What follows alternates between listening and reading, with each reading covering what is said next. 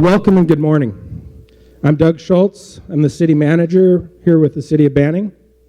It's my pleasure to welcome you to the first pavement condition rating workshop. Just seeing if you're paying attention, seeing how awake you are this morning. Actually, we're here for the first homeless summit in the Pass area. You are in the right place. Many of you have expressed concerns about homelessness, how it's been impacting your business and other parts of your life. Today we're here offering the opportunity to talk about your concerns, maybe gain some knowledge and understanding about homelessness, and lastly, and hopefully, come up with solutions for what we can do. This is not, I'm going to emphasize, this is not a gripe or complaining session. So please take a minute, remove that from your mind. With that said, I'm going to break script. The people that plan this are going to start panicking. I'm angry. I'm angry when I see shopping carts being pushed down the street. I'm angry about trash in our streets.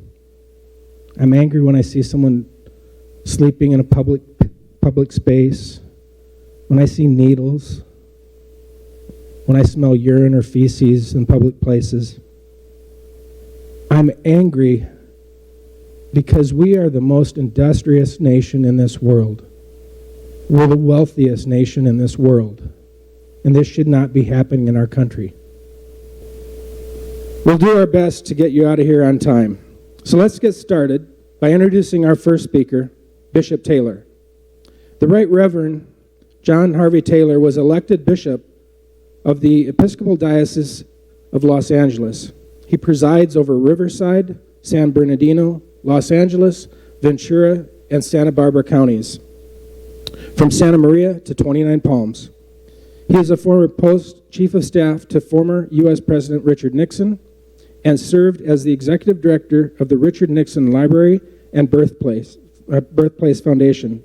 Please join me in welcoming Bishop Taylor. Doug, it's a pleasure to be with you. Thank you.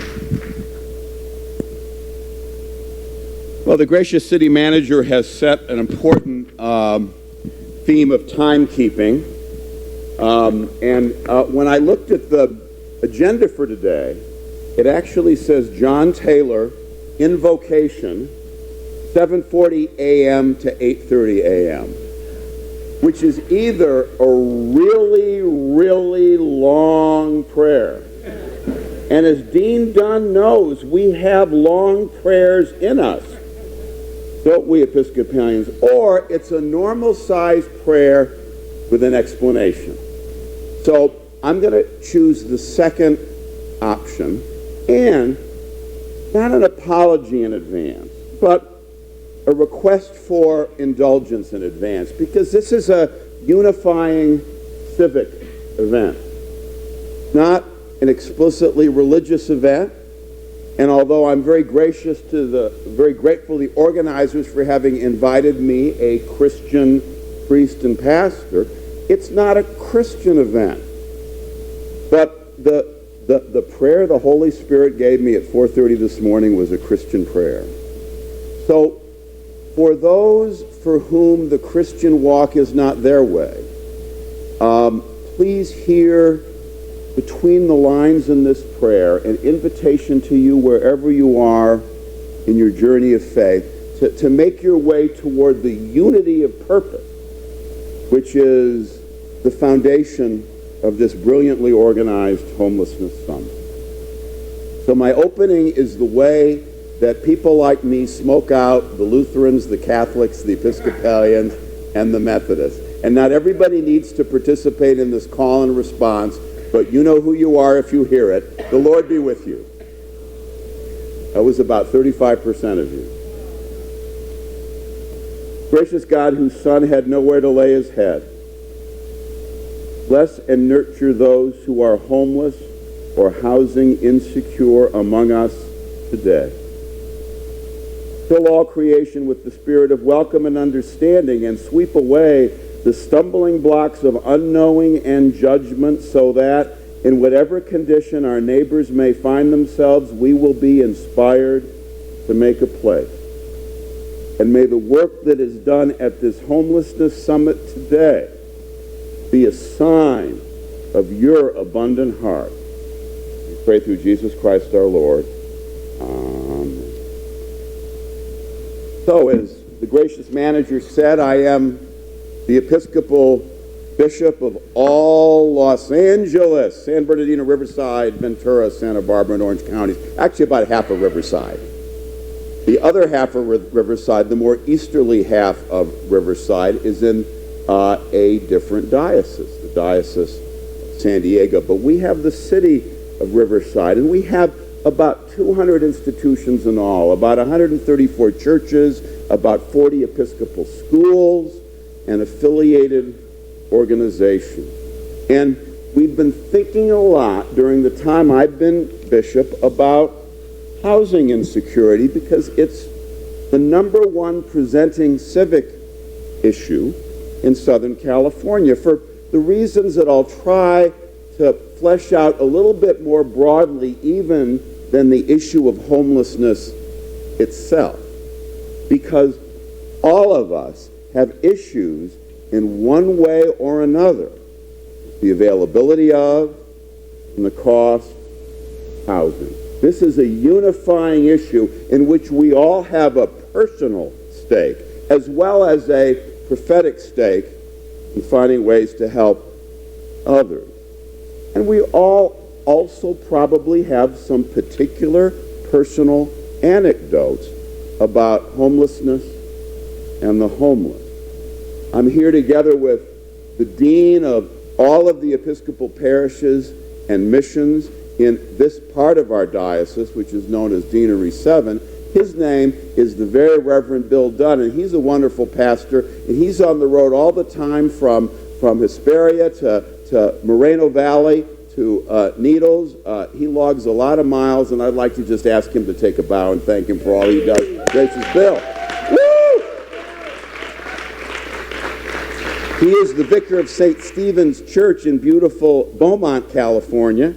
And I believe the genesis of the city manager's invitation to me was that when I was last with Bill and his people, I met the amazing Mary Hamlin, who told me about the bridge building work that she does on this issue. She is as I'm sure most of you know, a prison chaplain extraordinaire, and I see her fine hand in some of the architecture of this event. So let's thank Mary for all she does, both here and at... And you'll hear later and have the opportunity to applaud and welcome the Reverend Dr. Mary Christ, who is the pastor in charge, we shall say, of St. Michael's Ministry Center in Riverside, about whom more later, because she is an extraordinary leader in this issue. And she's got some stories, and I've got one.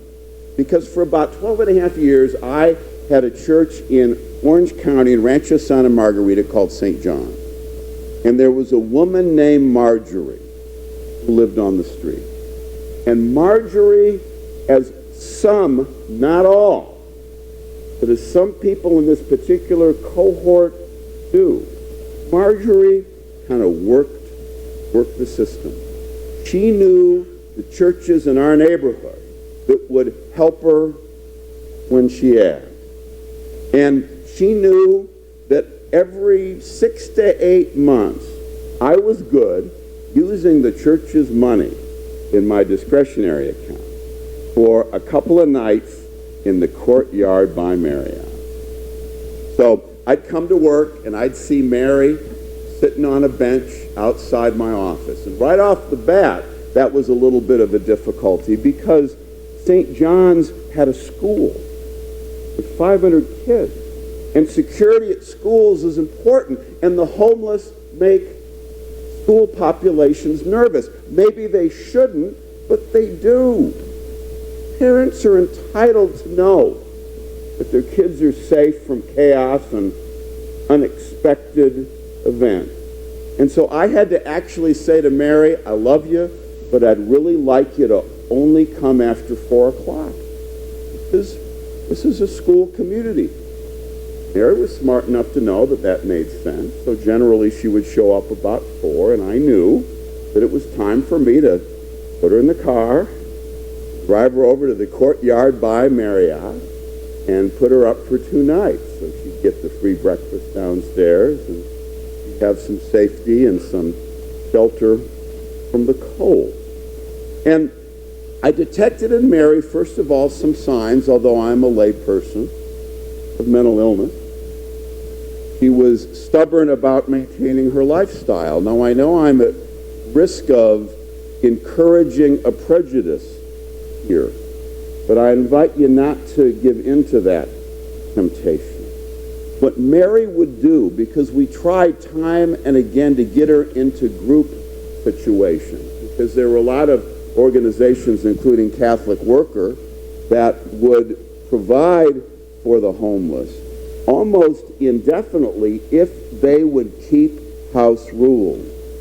Mary exploded every group situation that we put her in. And I came to the conclusion, Dr. Chris, that something absolutely awful had happened to Mary at some point that caused her to distrust group situations. I think you'll see from the statistics we've been looking at during our breakfast and fellowship time that there are many categories that make up the cohort of the homeless. And in our time, in our region, there are many women and women with small children who are fleeing domestic violence, as well as the kind of sudden economic dislocations that can come when people, and many of our neighbors are, living kind of close to the bone, basically one paycheck away from not being able to make the rent, and something happens, and suddenly a woman in her 50s and 60s is living in her car and then on the street. So it's unwise, first of all, to idealize this population. And folks like Mary and like Dwight and Leah Smith, who have been caring for our homeless siblings in Santa Ana at Catholic Worker for nearly a third of a century, this is a very, very difficult group of people to work with, often because of the mental illness, because of the addiction. It takes people with real commitment to be there for the duration and keep being there, like Mary Chris, like the Smiths at Catholic Worker, like many of you who work with this population, in order to stay the course. Because sometimes you don't hear a thank you. Sometimes your act of kindness isn't reciprocated with an act of trust and generosity. So we have to do the work not to be thanked, but for the sake of doing the work. And also, we can't generalize about this population, including from Marjorie's experience, because she's just one of many. You all have your own story. I will propose just one generalization, and the city manager has alluded to it in his passionate opening remarks. Homelessness is not good for the homeless, and it's not good for our neighborhood. Begin with that. Now, whatever situation these people are addressing, let's take one further step and say that whether it's joblessness, whether it is domestic abuse, whether it's addiction, whether it's mental illness, whatever they are grappling with, just like they won't be able to fix it very effectively if they're hungry, not going to be able to fix it very effectively unless they've got a place to stay at night. Hence, the United Way's current mantra of housing first. To the extent our resources permit, let's find a way to get our siblings a place to lay their heads at night. Then address the problem. Rather than say, well, if they would just take care of X, then it might be easier for them to find a place to stay. Now, as somebody who lives in Pasadena, works downtown, I have a little bit of, shall we say, a coastal perspective on these issues. So I don't want to generalize too much from the west end of the diocese in terms of what you were dealing with in the Inland Empire. Down in Orange County, if you've been following the work of federal Judge Carter, it took a judge to begin to get the cities to think about their responsibilities and opportunities for dealing with the homeless. Cities in Orange County have a tendency to base their policy in trying to get the homeless to go to a neighboring city. They don't do it that way on purpose. It's just kind of the way it worked out. And Judge Carter's kind of swung in and began to call on cities to develop their own individual approaches. In Los Angeles County, it's been a little bit different. Mayor Garcetti and the voters have stepped up to the plate. But the situation remains seemingly intractable. At the beginning of 2018, we were told that there were 53,000 living on the streets in Los Angeles County. At the beginning of this year, the number, in spite of all the expenditure and all of the political rhetoric, had jumped to 59,000, nearly 60,000 souls. And if we want to see an example that Beaumont and Banning and indeed Los Angeles and Orange County probably don't want to follow, in New York City, they've handled the problem with massive public expenditure. Everybody that asks for shelter gets it, either in a homeless shelter or in a kind of a stripped-down hotel room, which is very, very expensive to the city of New York, which, as a former resident back when I was working for the 37th president, even then New York City had an income tax, which I doubt the city manager would like to propose in Banning. So it depends on the city, depends on the region. It is a moral challenge, of course. And we hear a lot of moral exhortation. We should, you should, it's bad that we don't, it's bad that the homeless do. There's an awful lot of judgment that goes with this and any public policy issue. And should works to an extent. Moral exhortation is a good thing when there is a moral value at stake. And Mary will make a persuasive case for the homeless in her word. On the other hand, does anybody feel like they're not doing enough right now? Do any of you think you're not working hard enough? Do any of you think you should pay more taxes? Do any of you think you have a lot more room in your personal budgets for charitable giving? Here you are, giving of your time, making an extraordinary donation of time and attention to deal with an issue, even though I can tell looking at you that you're highly achieving, highly capable, and in some cases, somewhat overextended folk. So if I am going to stand and say, you should, I think your natural response is going to be, John, let me tell you the walk I'm walking. Let me tell you what I'm doing for the people who depend on me now. Don't jump to too many conclusions about what I should do unless you know my walk. So should goes only so far. I would submit to you that homelessness is by and large a relationship challenge and a relationship opportunity. Once I knew Marjorie, I needed to help her. I worry about her still. I don't serve in that church anymore. It's been 3 years. But I can summon up her face. I can tell you what her backpack looked like. I know what it looked like when I gave her an extra $5 and she took out her little roll of money and rubber banded my $5 on her roll of money and put it back in her backpack. I can call up the feeling of frustration I got when I would say, Marjorie, why is it that we can't get you to thrive in a group home setting? Why won't your son back east do more? How come you have a cell phone but not a place to stay? And I learned that the answers to these questions were complicated, and in Marjorie's case, deeply rooted in mental illness and, I suspect, trauma that caused her to make choices that we wouldn't make. But I wasn't about to judge her because I'd come to know her. She was three-dimensional, and it couldn't be simple anymore. When we are in relationship, we learn. So this is, I think, pretty much the key to everything. So listen carefully. It begins with the proposition that almost all of us are doing the best we can.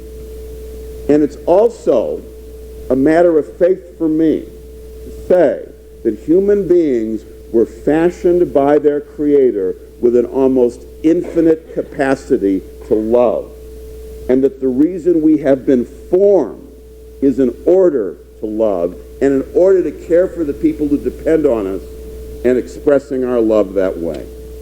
So when human beings born with basic empathy say, tell me about your life, and when we listen, and when we know as a consequence of listening, and when relationships stop being horizontal and become three-dimensional and rich, once we know one another, we begin to love one another. And when we love one another, we become accountable to one another, become responsible for one another.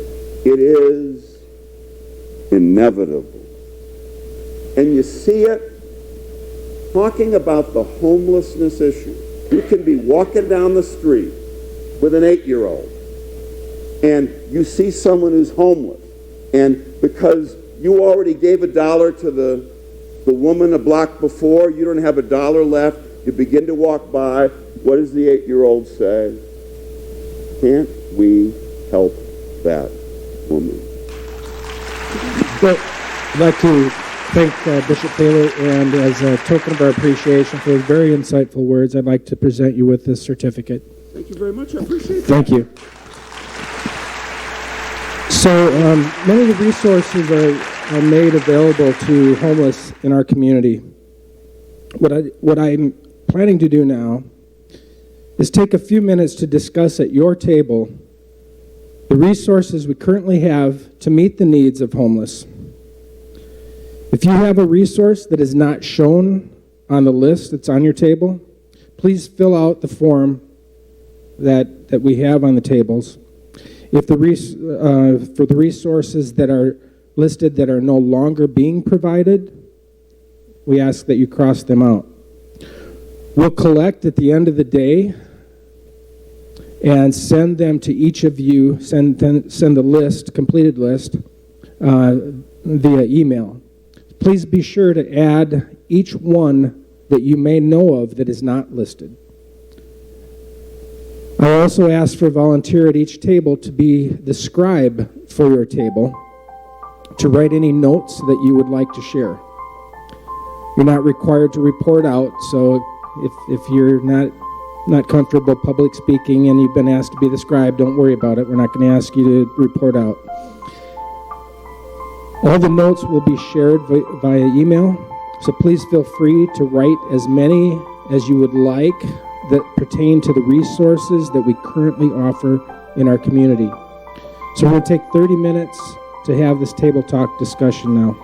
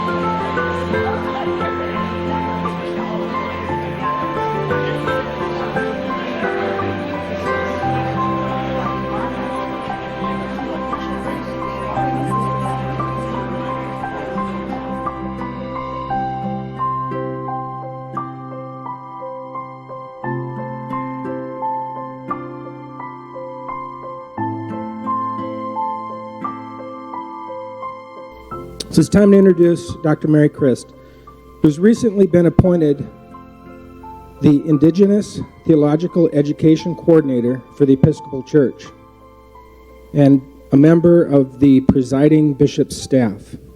She's the former dean of the Metcalf School of Education and professor in the Online and Professional Studies Division at California Baptist University in Riverside, California. Recently, she introduced a plan to house some of Riverside's homeless. She went into the meeting knowing she had a stiff opposition. Would you like to know what happened? Please help me welcome Dr. Christ.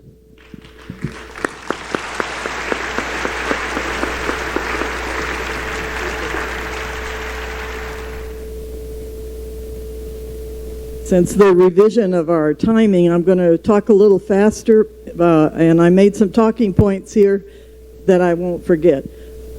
Bishop Taylor talked about relationship being the most important, and I'm going to show you only a 3-minute video to start my presentation, because when I went to St. Michael's, I had only been a priest for 6 days, and I was told that I was inheriting a closed congregation and I did not have any authority to restart it or rebuild it.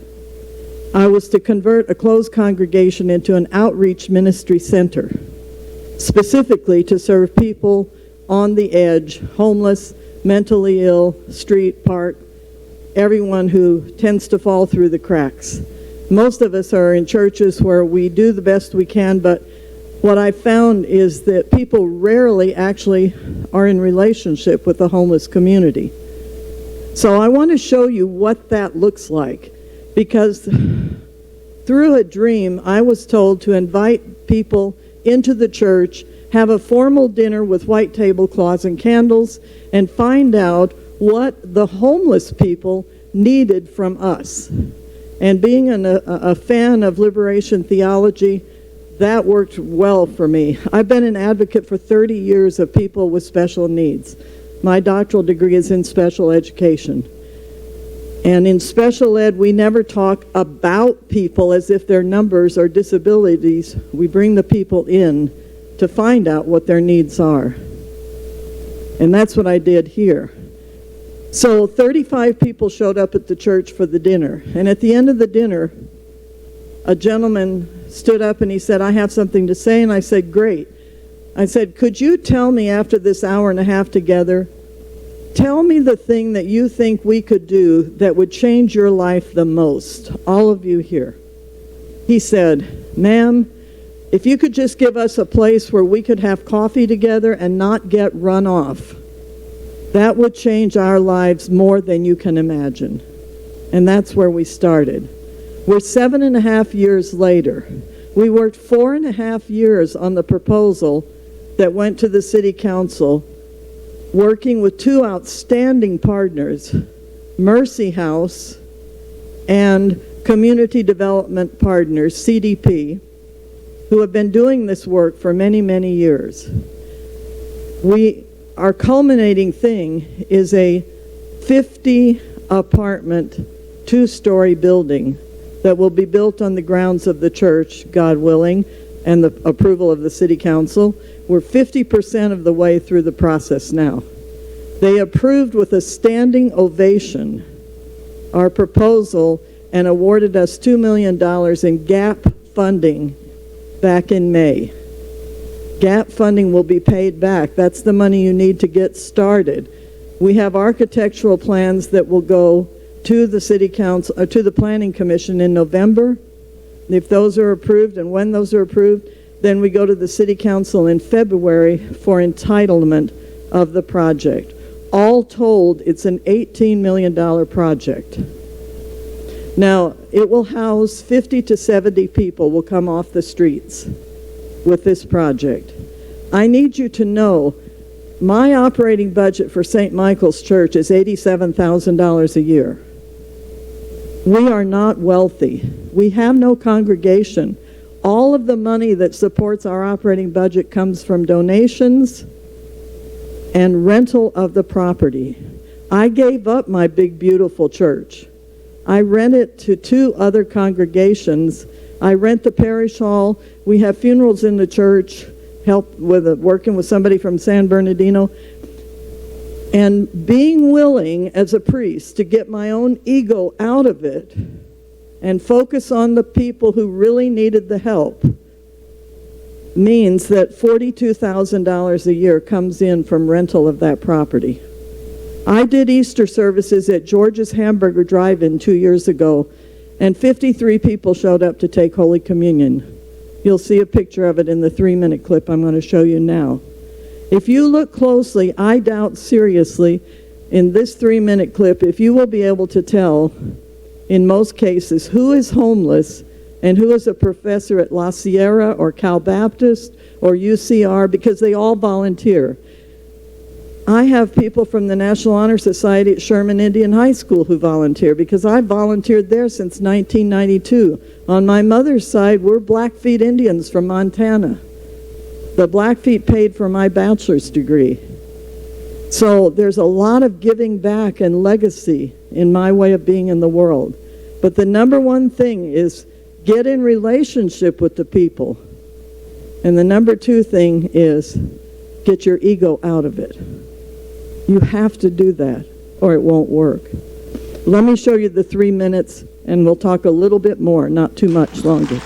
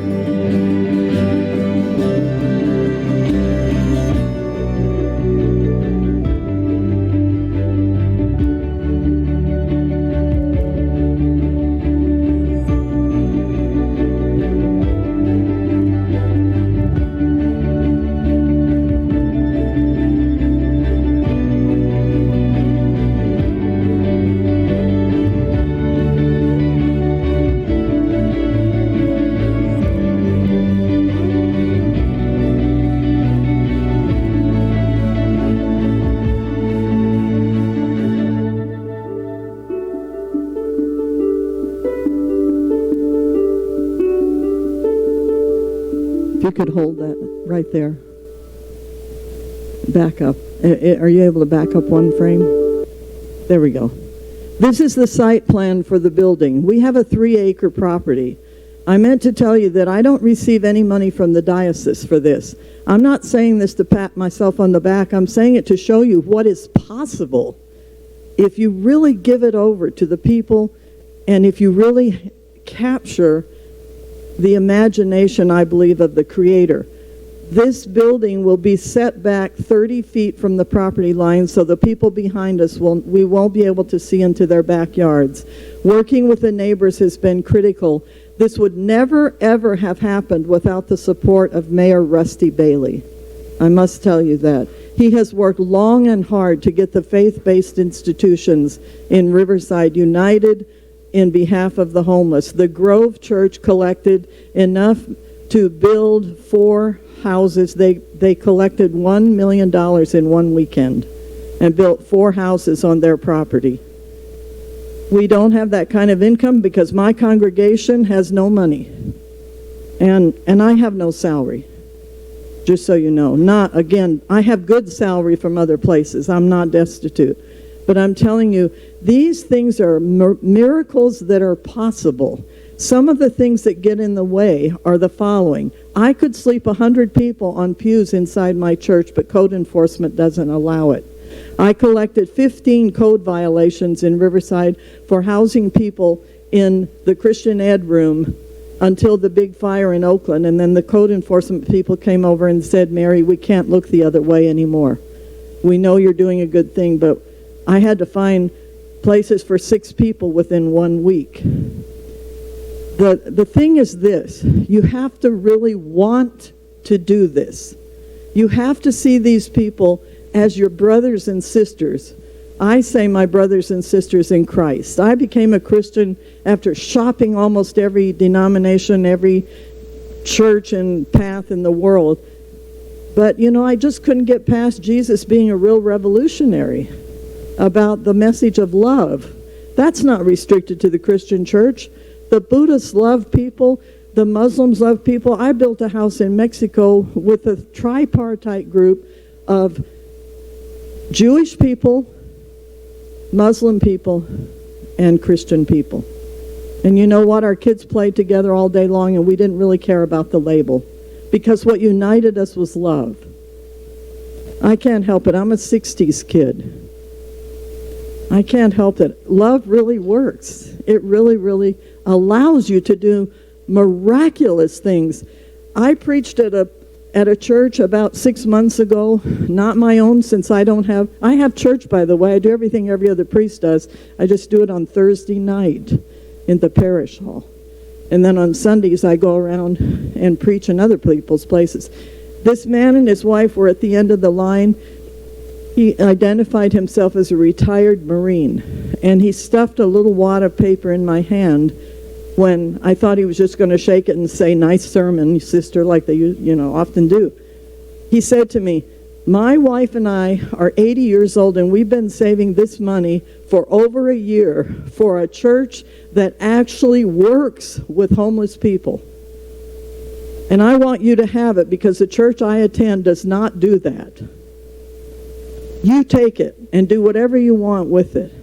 I said, thank you so much. God bless you. I'm grateful. And when they left, I opened it up. It was a check for $1,000. Money comes that I don't know it's going to come in. A man that I have never met, I do not know him, he lives in Upland, has started pledging to my church $220 a month. What I'm telling you is if you take a stand to change people's lives by asking them to be on the advisory committee, getting to know them. I don't want people peeing in my front yard either. I don't approve of people going over to the park across the street and leaving crap all over the yard. I don't want that, and I won't let it happen on my own church property. So we're really not different. People get frustrated with the homeless, but here's what you may not know. The homeless people themselves refer to the bums among them. So you got to be careful about painting the whole thing with one brush. There are dangerous people in my neighborhood. They have arrived from LA, And the homeless people are the ones that come and tell me, be careful with these people because they are not good people. They are selling bad drugs and they are dangerous.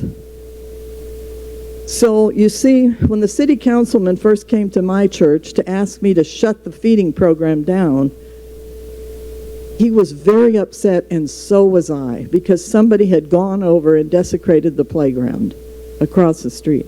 But we're on the same side. And once he and I could yell at each other enough and talk to each other enough, we realized we were on the same side. And he's the one that moved the acceptance of our building project. But it took 4 years of trust building, 4 years of meeting with the neighbors, 4 years of not giving up. Because the 50 to 70 people that will come off into that building, they're in the neighborhood right now. They're on the street right now. They're the ones that ride the bikes at 3 in the morning because they don't have anything to do.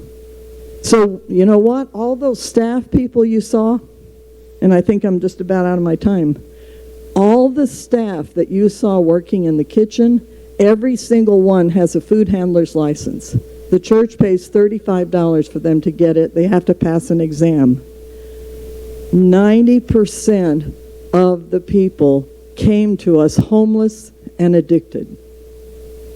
Now they work for us. They work for their peers. They're the best peer counselors you could ever hope to have. And they love what they're doing. Do they get paid? They get paid what we call a stipend.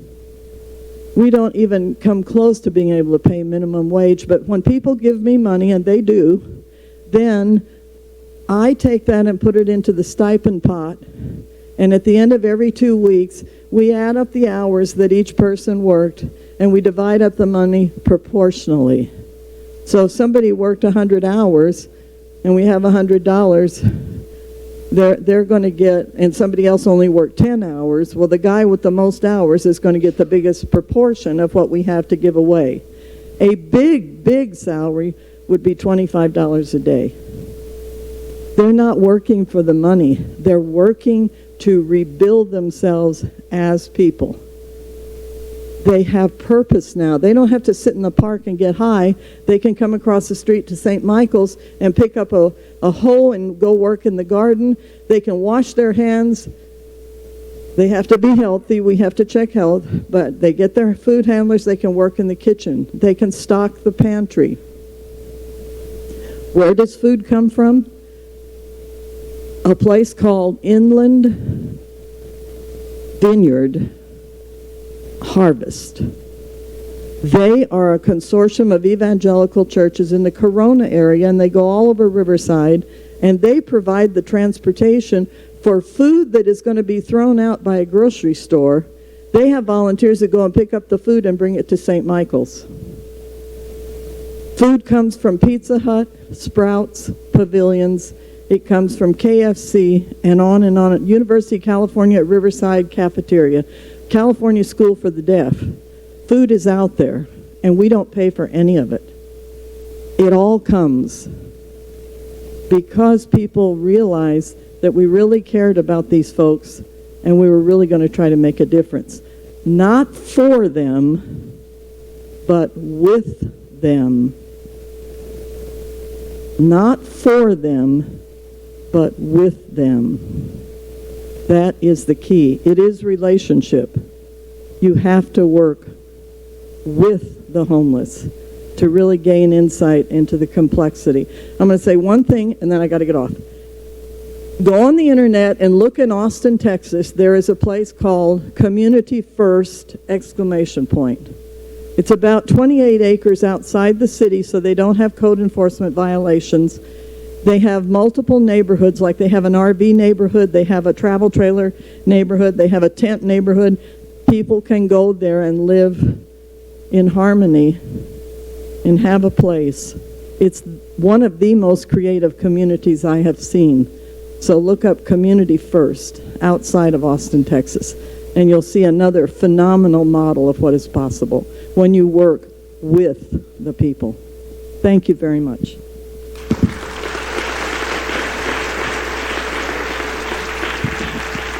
Dr. Chris, thank you very much for sharing your amazing story with us and inspirational message. On behalf of the city, we'd like to present this certificate to you. Thank you.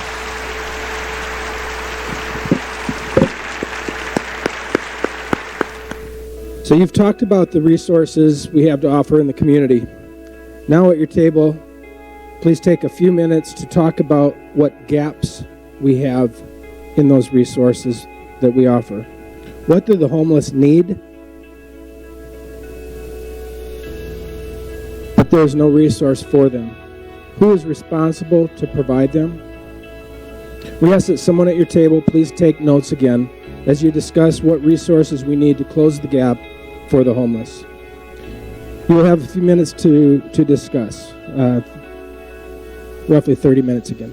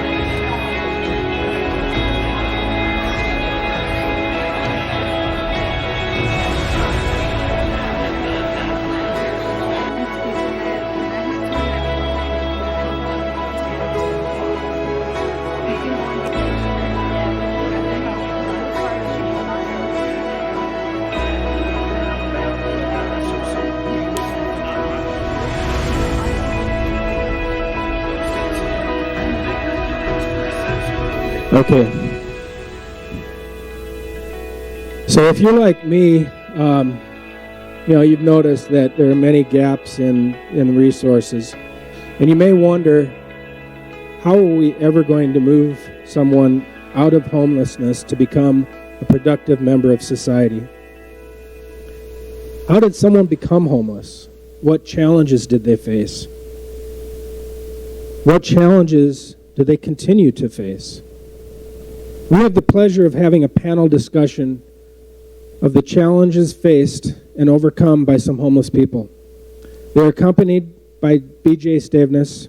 B.J. is the director of the House of Opportunity and Decision that is located in Cherry Valley. So please join me in welcoming our panel.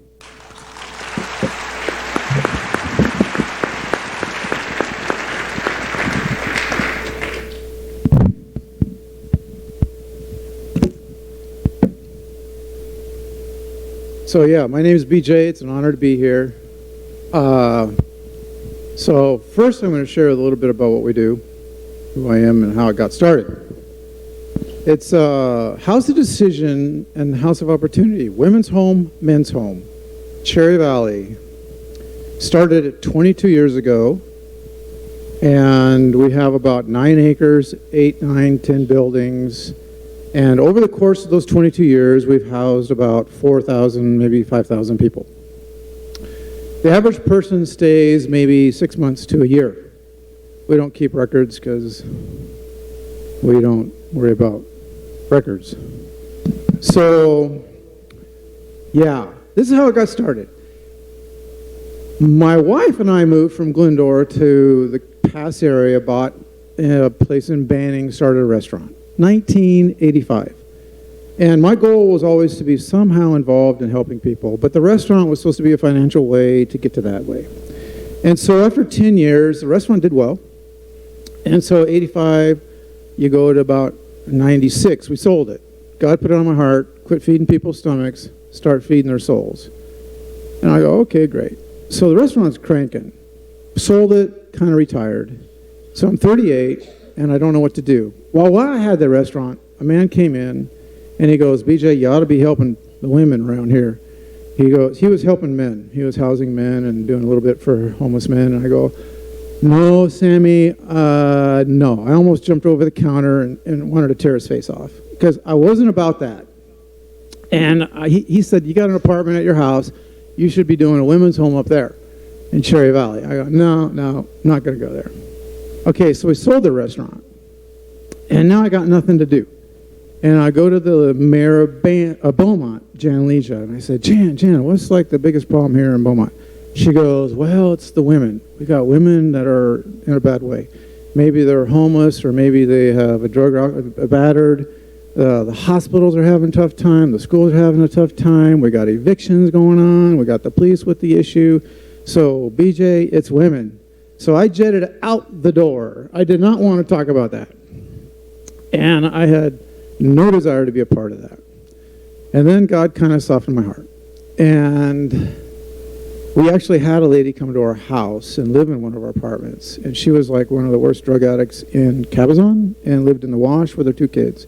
And she did awesome. And I was thinking, man, this is like, who can't do this? So I met this lady named Bonnie Gerwin, and she owned a Beaumont hotel. Had a hard time selling it, so I asked Bonnie, I said, Bonnie, what about donating the hotel, women's home?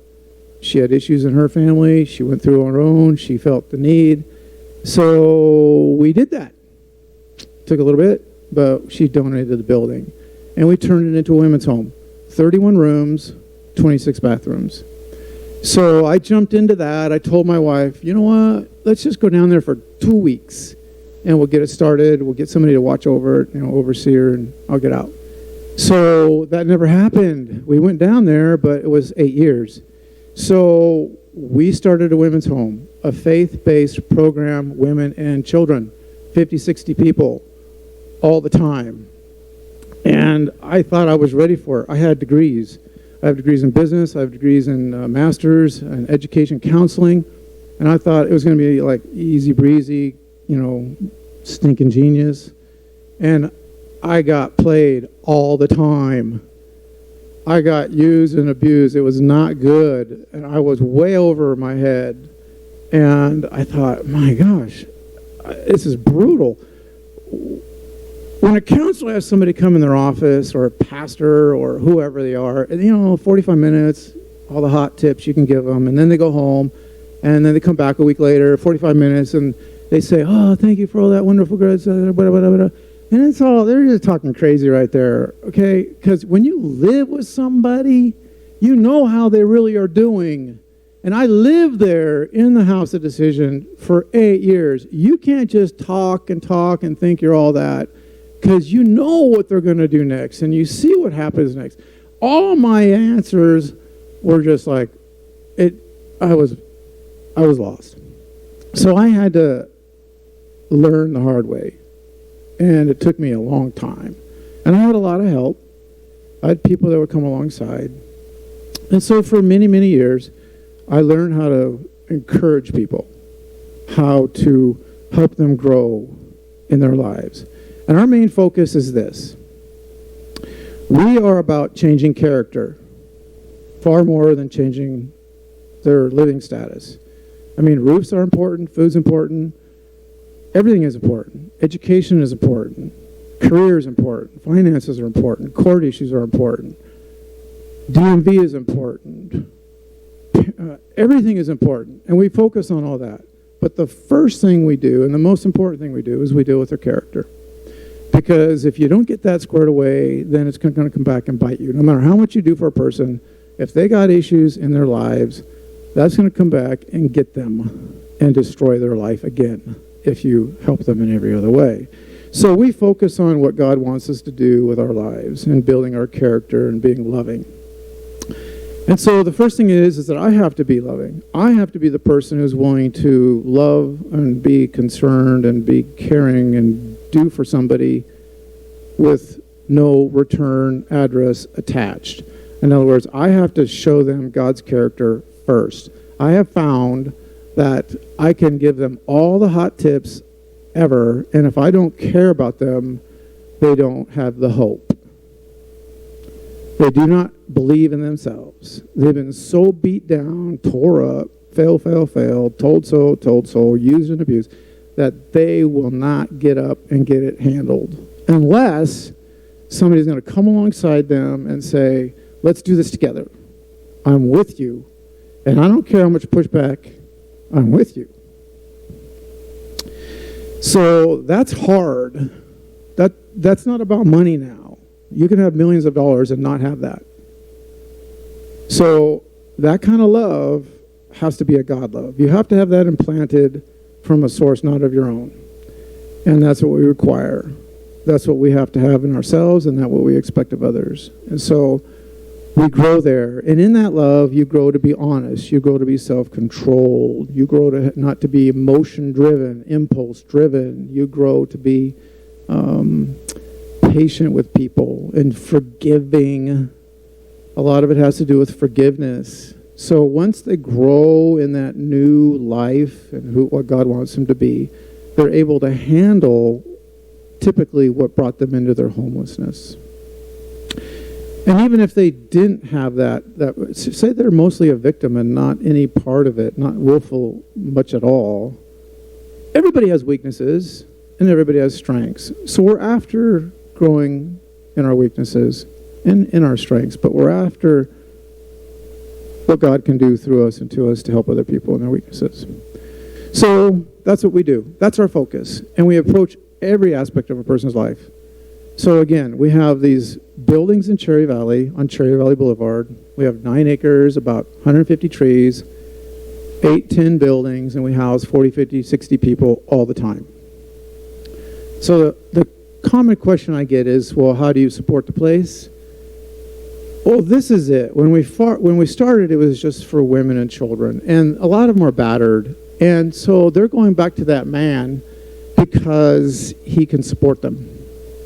And I mean, it could even just be a garage, but he's still supporting them. And I thought, that's just no bueno. How can I go and bug people about help, support? If I'm telling her, you got to learn to let God carry you. You got to obey God. You got to do what God, and let God make it happen. If I don't model that, then how am I expecting other people to model that? So we don't solicit. We don't ask for support. That's just us. We don't do anything. We don't sell anything. We don't do car washes. We don't have letters. We don't have banquets. We don't do anything to raise support. Sometimes the people that live there are able to give us something. Probably 20% of what we need comes from the people that live there. The rest of it is just donations, unsolicited donations. And that's how we survive for 22 years. And we've never had a late payment. So that's how we go. No one is paid, and we have a very low nut to crack. So for 50, 60 people, it usually costs me about $6,000 a month. So when you figure, it's about $100 a person a month. That's what it costs to run. And that's everything. That's every little bill. And so that's how we meet our financial needs. We just trust God, and He has always met our needs. In fact, we're ready to, I would love to bump up. For the first time in 22 years, I think I am ready to start another program. We can double down and do another ranch. I have enough leadership, enough management. You can't grow any faster than you can manage. So I have those people. And we could actually start a new ranch. We're looking, as we speak, we're looking to have another place. And God willing, we'll have another one. And have another 30, 40, 50 people. See what happens.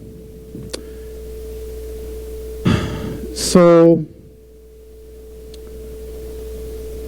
the other thing we have here is I brought a bunch of guests, people from the ranch. So scattered amongst yourselves, would you all stand up, please? These are men and women that live on the ranch. All right. So we're just going to have them chat for a minute. We're going to go real quick around the room. This is Jacques, by the way. Jacques, he doesn't live on the ranch, but he, if you really want to know where the homeless people are in Beaumont, Banning, Cherry Valley, that's the guy to ask. He has been doing that kind of work for a long time, and he meets them out where they're at. So that's your guy, if you want to talk to him about serious finding your people. So first off, come to this character right here named Gabe. So Gabe, I'm going to ask you 2 questions, as everybody. What brought you into homelessness? Drug addiction. When I was in high school, I started a recreational marijuana habit, and it escalated to pills over the next couple of years. And by the age of 20, I was doing really good. I was killing it. I was making $30 an hour doing construction. I was renting out a 3-bedroom house, and I met a beautiful girl, and I wanted to do anything to please her, and she used heroin and meth, and I started dabbling in that. And within 2 years, I was homeless and living behind a church and addicted to drugs.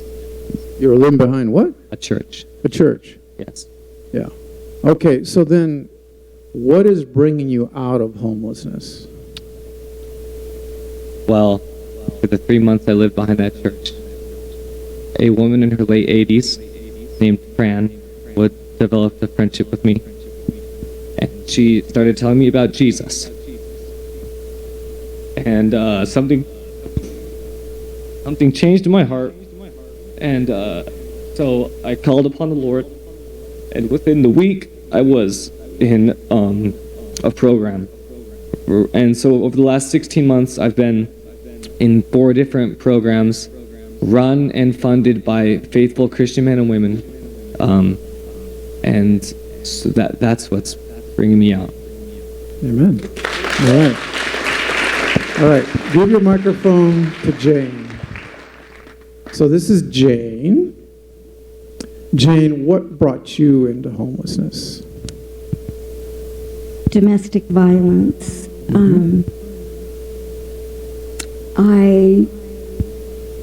Prior to becoming homeless, I was a very productive member of society, a business owner. I owned apartments, beautiful homes. However, I was divorced and I was young and gave my husband everything, and then went on to be remarried and chose the wrong mates. I never put God in the equation. And I was abused, mercilessly, hospitalized. I had a wonderful job at the Claremont Graduate School, and my position was increasing in responsibility, but because of the shame that I carried of the secret of being beaten on the weekends and at night, I quit a good job to save a bad marriage. I then spiraled down emotionally, physically, spiritually. My family pulled tough love on me, disconnected from me. I ended up hospitalized again, and then ended up in Pasadena, eating out of a mission and sleeping in the bottom of the Methodist church. And then went to a few more hospitals, shelters. Later on in life, it took me about 10 years to get my life together because I didn't have the support system. But I did. I went back to school, I started working, got my life back together. Recently, my daughter asked me to move to this area, to move into her home. Unbeknownst to me, she was a closet drinker. She started abusing me 2 years ago, beating me up, smashing my food, on and on. So that's how I ended up at the House of Decision. I had prayed when I was in her home, please God, I need a church family. I tried to go to church. You can't go to church and have a happy face when you've been beaten or abused all night long. And I needed friends. I didn't know anyone. So since coming to the House of Decision, I've had the opportunity to become one with God.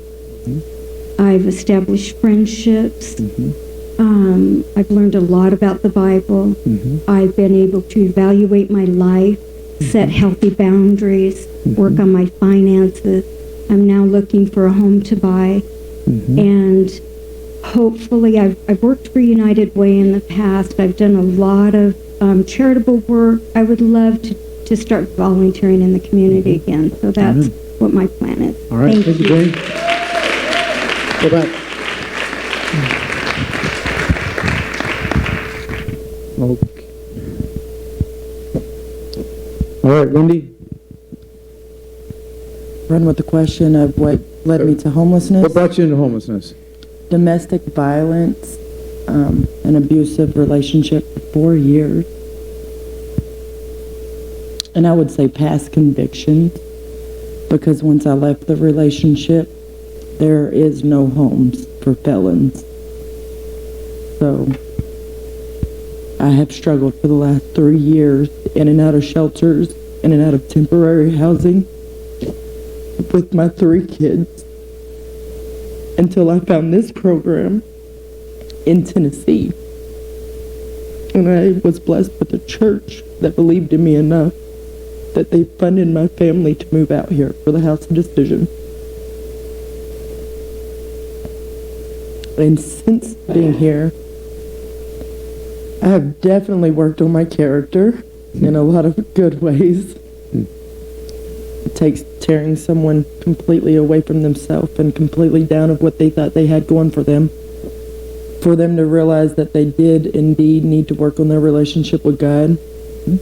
And in doing that, I have been able to establish friends. I have been able to focus more on getting myself out of the debts that I've accumulated in these last 4 years. I'm working on getting back into school, and I will be starting a new job here soon. Awesome. Thank you, Wendy.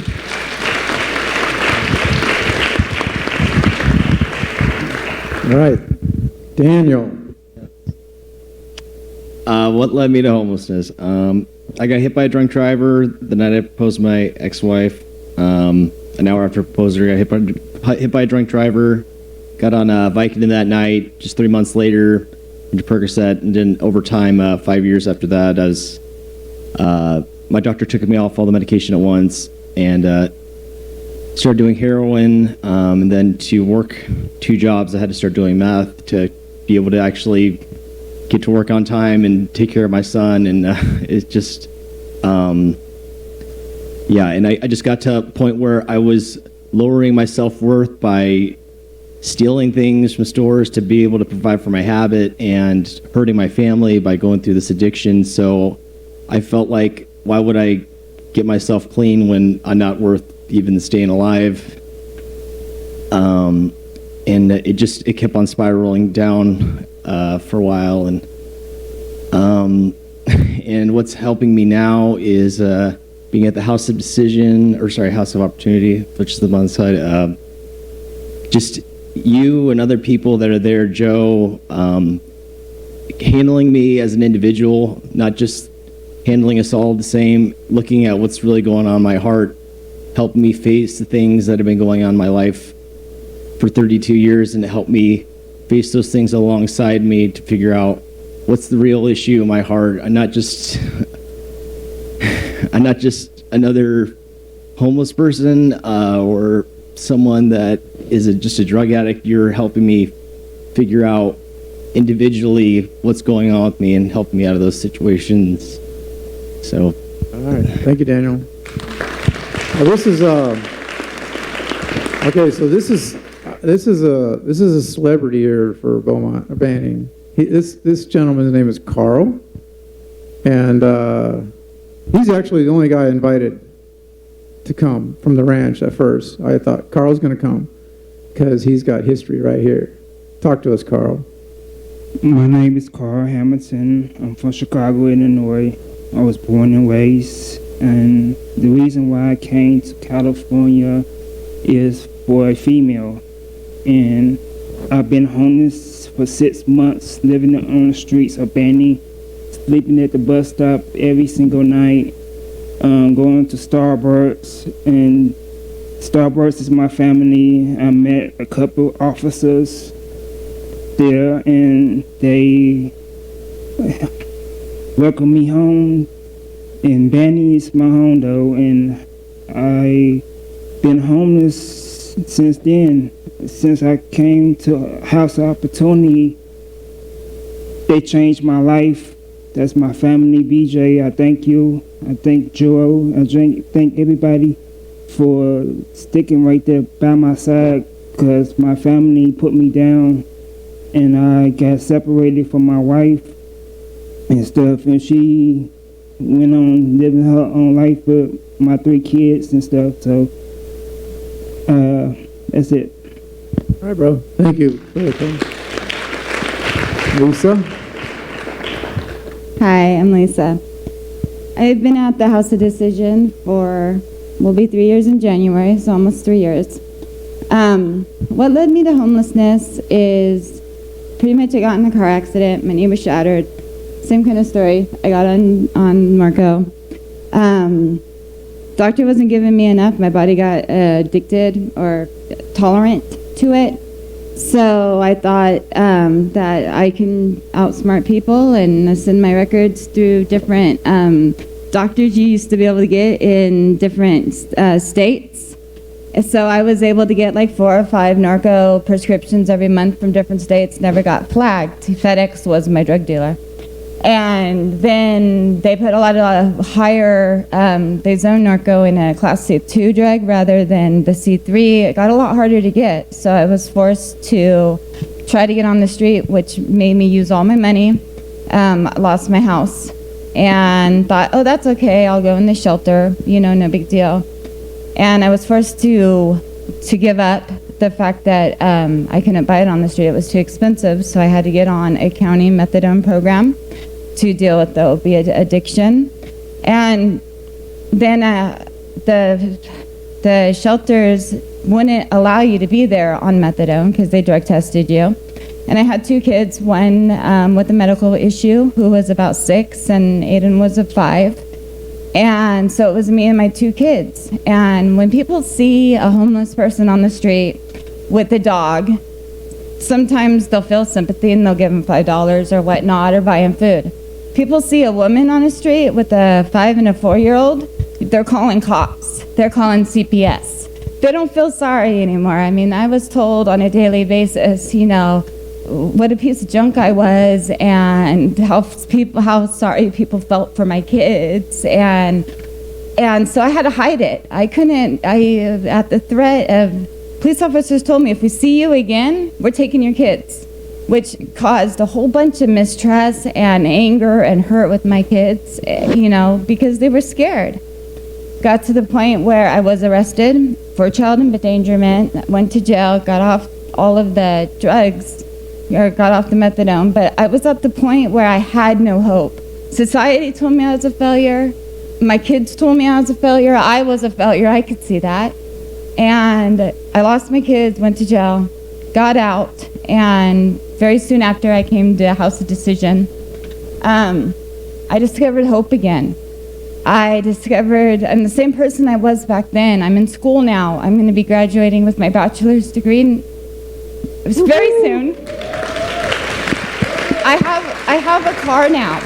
You know, I have the ability now to take care of me and my kids. See, when you're in a homeless situation, you can't think about getting a car. I had $12,000 of dental work I had to get done and was embarrassed about my appearance. You can't even think about dental work. You know, that's like, what? You don't think about things like that. You fall so far down that you just realize there is no hope. So we either die wanting something different or just accept it and don't care. And that's kind of where the point I got, don't care. Mm-hmm. Well, anyway, so I have a car. My kids are doing awesome. They're 11 and 12 now. It's funny because it's like the police don't even look at me anymore. I'll be walking down the street and they won't even look at me. And I was like, come on now, you know, can I show off I'm doing good? You guys don't even care anymore, you know? So it's a whole different thing. You know, I'm actually one of the leaderships. And because I went through so much, I can actually help people with CPS. I can help people with probation. I can help people. And let me tell you something about this county, because I am getting my degree in with the emphasis on addictive behavior and institutionalized behavior to help people. When they ask me to my assignments now are put a plan together to help people getting out of prison, to help people form a resource list. And let me tell you, we don't have a resource list in Riverside County. I'm looking at all these other programs, mentoring and everything else, all these other things that other cities, other states offer. We have nothing. So that's it. Hey, Lisa. Right behind you. another Lisa. They have exactly the same name, Lisa Foster. Hi, good morning. Yeah, Hi, so how I came into homelessness? yeah. Okay, so I've been homeless for about 2.5 years. Uh-huh. My sister died of a brain aneurysm about 11 years ago, and my brother was shot and killed by Indio Police Department about 4 years ago. And just 2 years ago, my mom died of stage 4 cancer. So once she died, I had nowhere to go. Mhm. So me and my kids, we moved into an abandoned house, and I tried to make that my home, which didn't work because we had no water. And every day, just like Lisa said, every day was just a struggle with just surviving. Every day was a survival, just getting food and bathing and just having water. You know, it was survival. You know, so that didn't last very long. And so I went into a shelter, and just basically went further into addiction, and the guilt and shame kept me in addiction for a while. So I went from shelter to shelter. Mm-hmm. I lost custody of my kids. Mm-hmm. But today I have my daughter. I have my kids today. I'm working. I have a job today. Being at the House of Opportunity has given me the decision, has given me the opportunities to be a better person. They showed me how to live. They showed me how to be closer to God and have faith in God. I've learned so much. I've suffered from mental health issues also, but today is a different story. I'm so happy. I'm so grateful to be working and just be a part of this, what's going on. I totally agree with Lisa. There's no programs out there for after House of Opportunity. Like once we've come there and they teach us and they give us and they show us, where do we go? Like, I want to be a productive member of society. You know, I want to live, I want to move on and continue in the great path that I'm going. Okay. But there's no programs out there. And BJ can't do it all himself. You know, that place is wonderful, and that's good that he's going to open another place. But we need more. I think we need more. Thank you, Lisa. Lisa, she just got off work. Yes. She just left work right now. Yes. She's working at a hotel right here. Yes, the Hampton Inn. And so yes. She's all about it. Yes. Right behind Lisa, that character, that big guy right behind Lisa. He just got off work. Yeah. Good morning, everybody. So my name's Victor. Knowing I was going to speak here a little bit, I questioned myself. Victor, this is 1 minute. Yeah. Words that came to my mind, like decisions and commitment. I made some really bad decisions a few years ago. I'm not going to blame anybody but myself, but I found myself homeless. And recognizing my situation and not wanting to be a failure, I talked to the only guy I could think of talking to, and that was God. And then he asked me to look at the guy in the mirror. And man, did I have some reflecting to do. And I changed the way I was thinking, made different choices. I ended up going to Teen Challenge, if anybody here knows what that is. But arriving at the House of Opportunity, that's a place where it really changed my life and made me just recognize that I need to push forward. I'm 59 years old. What am I doing, you know? I stand on one verse in the Bible. It's John 10:10, that a thief comes only steal, kill, and destroy, but he has come to give me life and life abundantly. I lean on that. I stand on that. And the best is yet to come as far as I'm concerned. I'm working. Family loves who I am now. They didn't like me very much a few years ago. And I've been restored. Yeah. Amen. It's a good thing. So Victor works at Home Depot. And Victor worked early this morning at Home Depot. So he's back in the run. So here we go. Keep moving around the side here real quick. Rita. Hi, BJ. Hi. I can keep it real quick because there's a lot of stuff to condense, and it's not so easily condensed. Talk in the mic. It's not so easily condensed. But basically, I was laid off from my job in 2009, and they actually eliminated total classes of workers. And so I lasted about 3 years because it was a good company. They gave lots of severance pay, and I had my 401k. I lasted about 3 years till 2012, when I couldn't pay rent anymore. So at that time, I went to the Salvation Army, which was a good place in San Bernardino. And when I had to leave there, I moved in with my sister for a little while. Then she needed her room for a family member, and I went to a shelter in Riverside for about 6 months. And when it was time to leave, I had a list of places to call, and I called the House of Decision. And they were glad to take me in, and I was glad to get in. But my main thing I want to make clear is I was looking for a place to stay. And I found more than a place to stay. And during the whole while I was homeless, I could search for work. It was a different world. But then I also had certain requirements that I wanted, where I didn't have to work with the public because of certain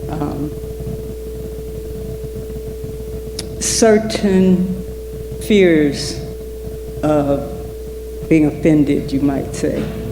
So what I want to say about the House of Decision is I learned to rise above.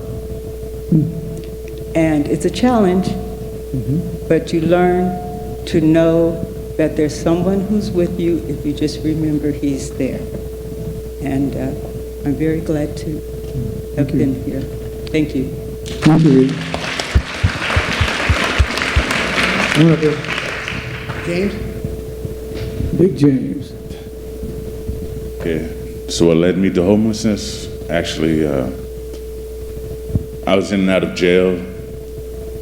A lot of my early 20s, all the way up to my 30s. And I made a lot of bad choices due to my addiction of alcohol. And not only alcohol, I'd smoke weed and do any drugs actually I could get a hold of. And then decisions led me to prison. And I just got out of prison about 4 months ago. But while I was in prison, I knew I needed to make a change. Something had to give. Do I go back to what I know? Or do I try to better myself? I was bettering myself in prison.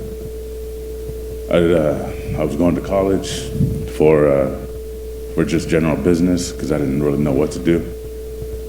And I just got out about 4 months ago, so I'm in the process of enrolling back into college so I can finish my degree.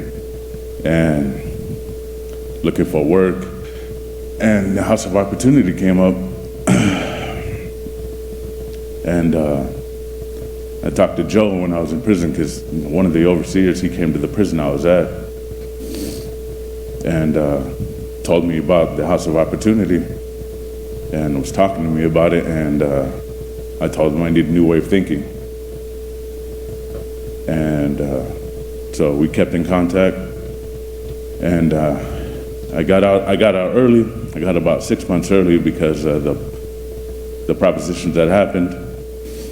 I was able to reduce my sentence by bettering myself. And so that's what I'm here now.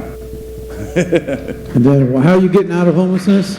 You're going to school. Going to school. You're changing your attitude about things. Yes. All right. You quit all the addictions. Yes. I don't have a desire. You have absolutely no desire to go back to it. None I know. I heard you say that. Yeah. All right. Thank you, brother. Rachel. What brought me to homelessness was abusive relationship. Married, stay-at-home mom for 13 years, and we lived in a company home, and he was able to legally evict me from our family home. And my kids came with me, of course. We went from shelter to shelter, and sometimes just living in my car with the kids, because shelters couldn't take 3 people. They didn't have rooms for us. And, with every, I was up in Lancaster, out in LA, out in Yucca Valley, and finally the courts awarded my kids back to my ex, and I'm fighting to get them back, and I am back in school and going back to college and finishing my degree, and it wouldn't have been possible for me without the House of Decision. And I'm very grateful and thankful, and I feel very blessed that there was a place that could take me in to help me put into place ways to get my kids back and to, through no fault of my own, of becoming homeless. Thank you, Rachel. All right. So, this is the deal. They weren't to advertise House of Decision. That was not the ticket at all. That was, and I don't know, but the reason for all that was this. Some of you have been sitting next to some of my people, my familia, and you had no idea where they came from. So some of those people ate out of trash cans. Some of those people lived behind the dumpster. Some of them lived behind the AM/PM where they got the free food when it expired. Some of them lived on benches, and some of them lived in their cars. And you would never have guessed that. Some of them owned their own home in Hawaii. You heard Jane say she owned apartment buildings. She was quite well to do. So you would never expect that. When you see a homeless person and you walk by that person, these are those people.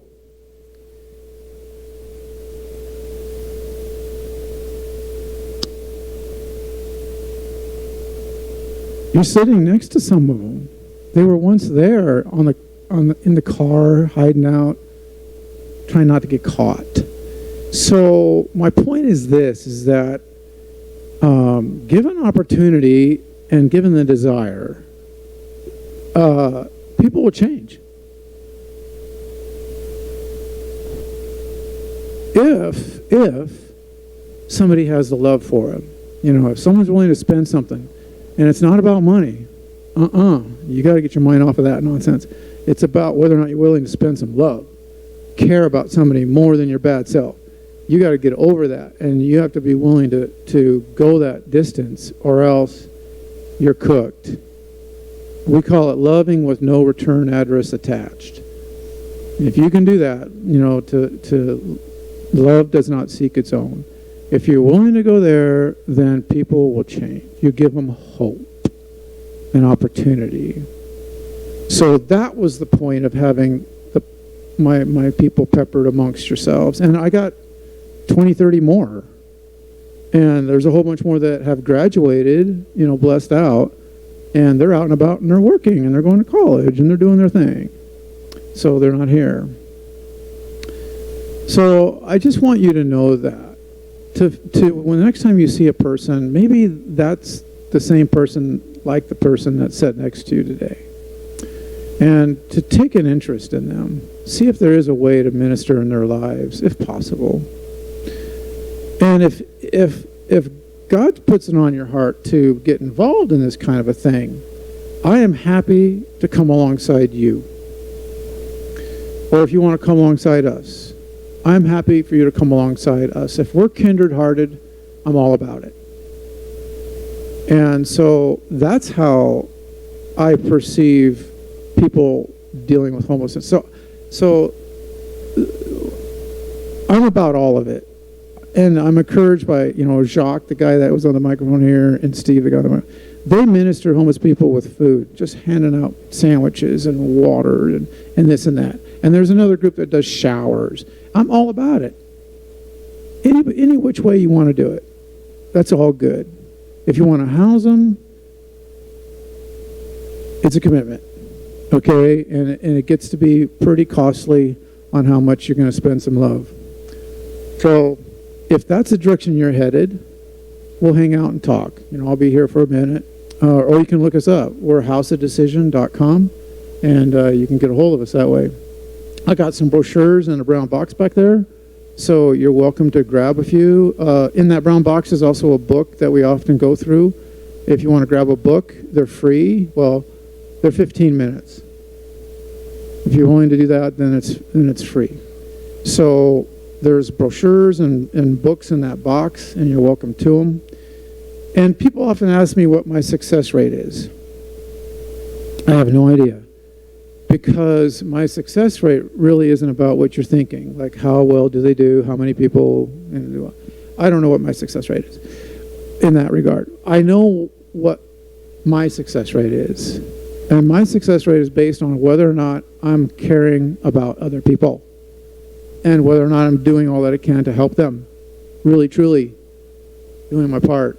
So at the end of the day, when my head hits a pillow, it's this person just started college, and this person just got prayer classes, and this person got a car. That's awesome, awesome. I don't get credit for that, okay?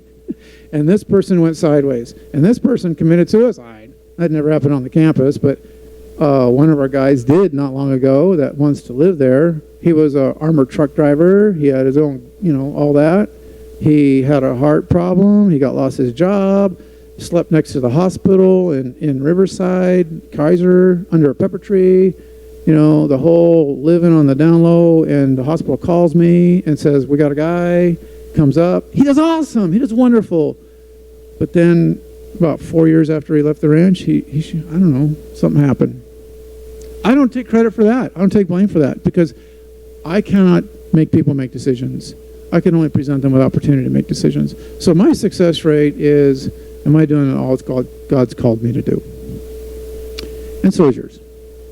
So that's my encouragement to you today. One, I didn't want to do this. I fought it, but God opened the doors. Two, a lady named Bonnie Gerwin, who was diabetes, not long to live, donated something big. She has got 4,000 to 5,000 people credited to her. And three, I don't know why I'm counting. I have no reason to be counting. I just want to encourage you, if you want to chat, I'll be available. And so will my people. You can ask them all the brutal questions you want. We have nothing to hide. All right? God bless y'all.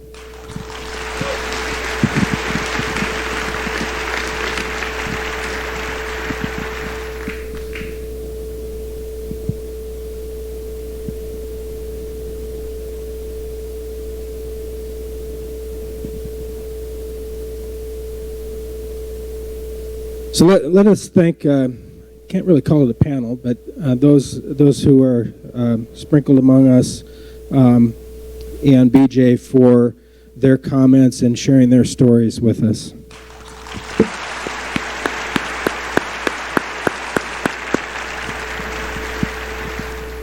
It's very, very inspirational to hear the stories, and educational, because many of us have kind of a stereotypical idea of why someone is homeless or what a homeless person is. So that was very enlightening. I appreciate it, and thank each of you. Okay, next we're going to hear from someone who has a very specific interest: cold weather shelters. In July 2018, Natalie Profant Camero became Riverside County's first Deputy County Executive Officer for Homeless Solutions to help oversee and coordinate the county's response to homelessness. She's worked in homeless services since 1987, providing direct services to diverse populations and leading planning efforts for the Los Angeles Continuum of Care. Natalie has her master's degree in urban and regional development, which gives her a different perspective than others in her field. Help me welcome the Deputy CEO of Riverside County Homeless Solutions, Natalie Camero.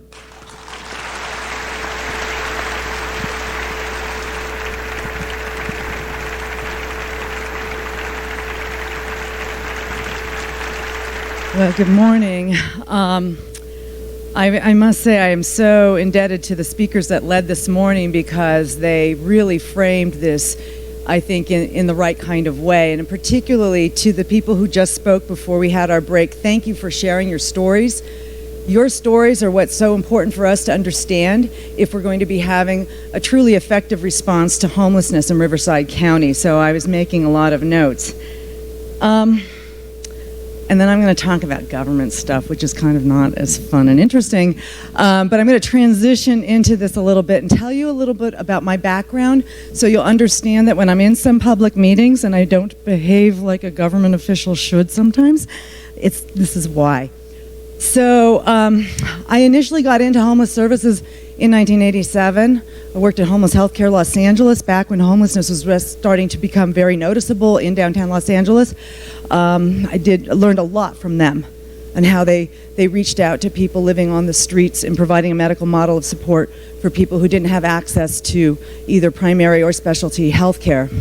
From there, I worked with Beyond Shelter, starting the first program to help homeless families move into permanent housing. My job was to give the key to a mom that had been living in a shelter and help her stay in that apartment that we helped facilitate her move into. So from those early days, and this was in the late 1980s and into early 90s, I was a big believer in just cutting out the middleman. Let's get the people into housing, let them get on with their life, help them do what they need to do to get stable and reintegrated into society.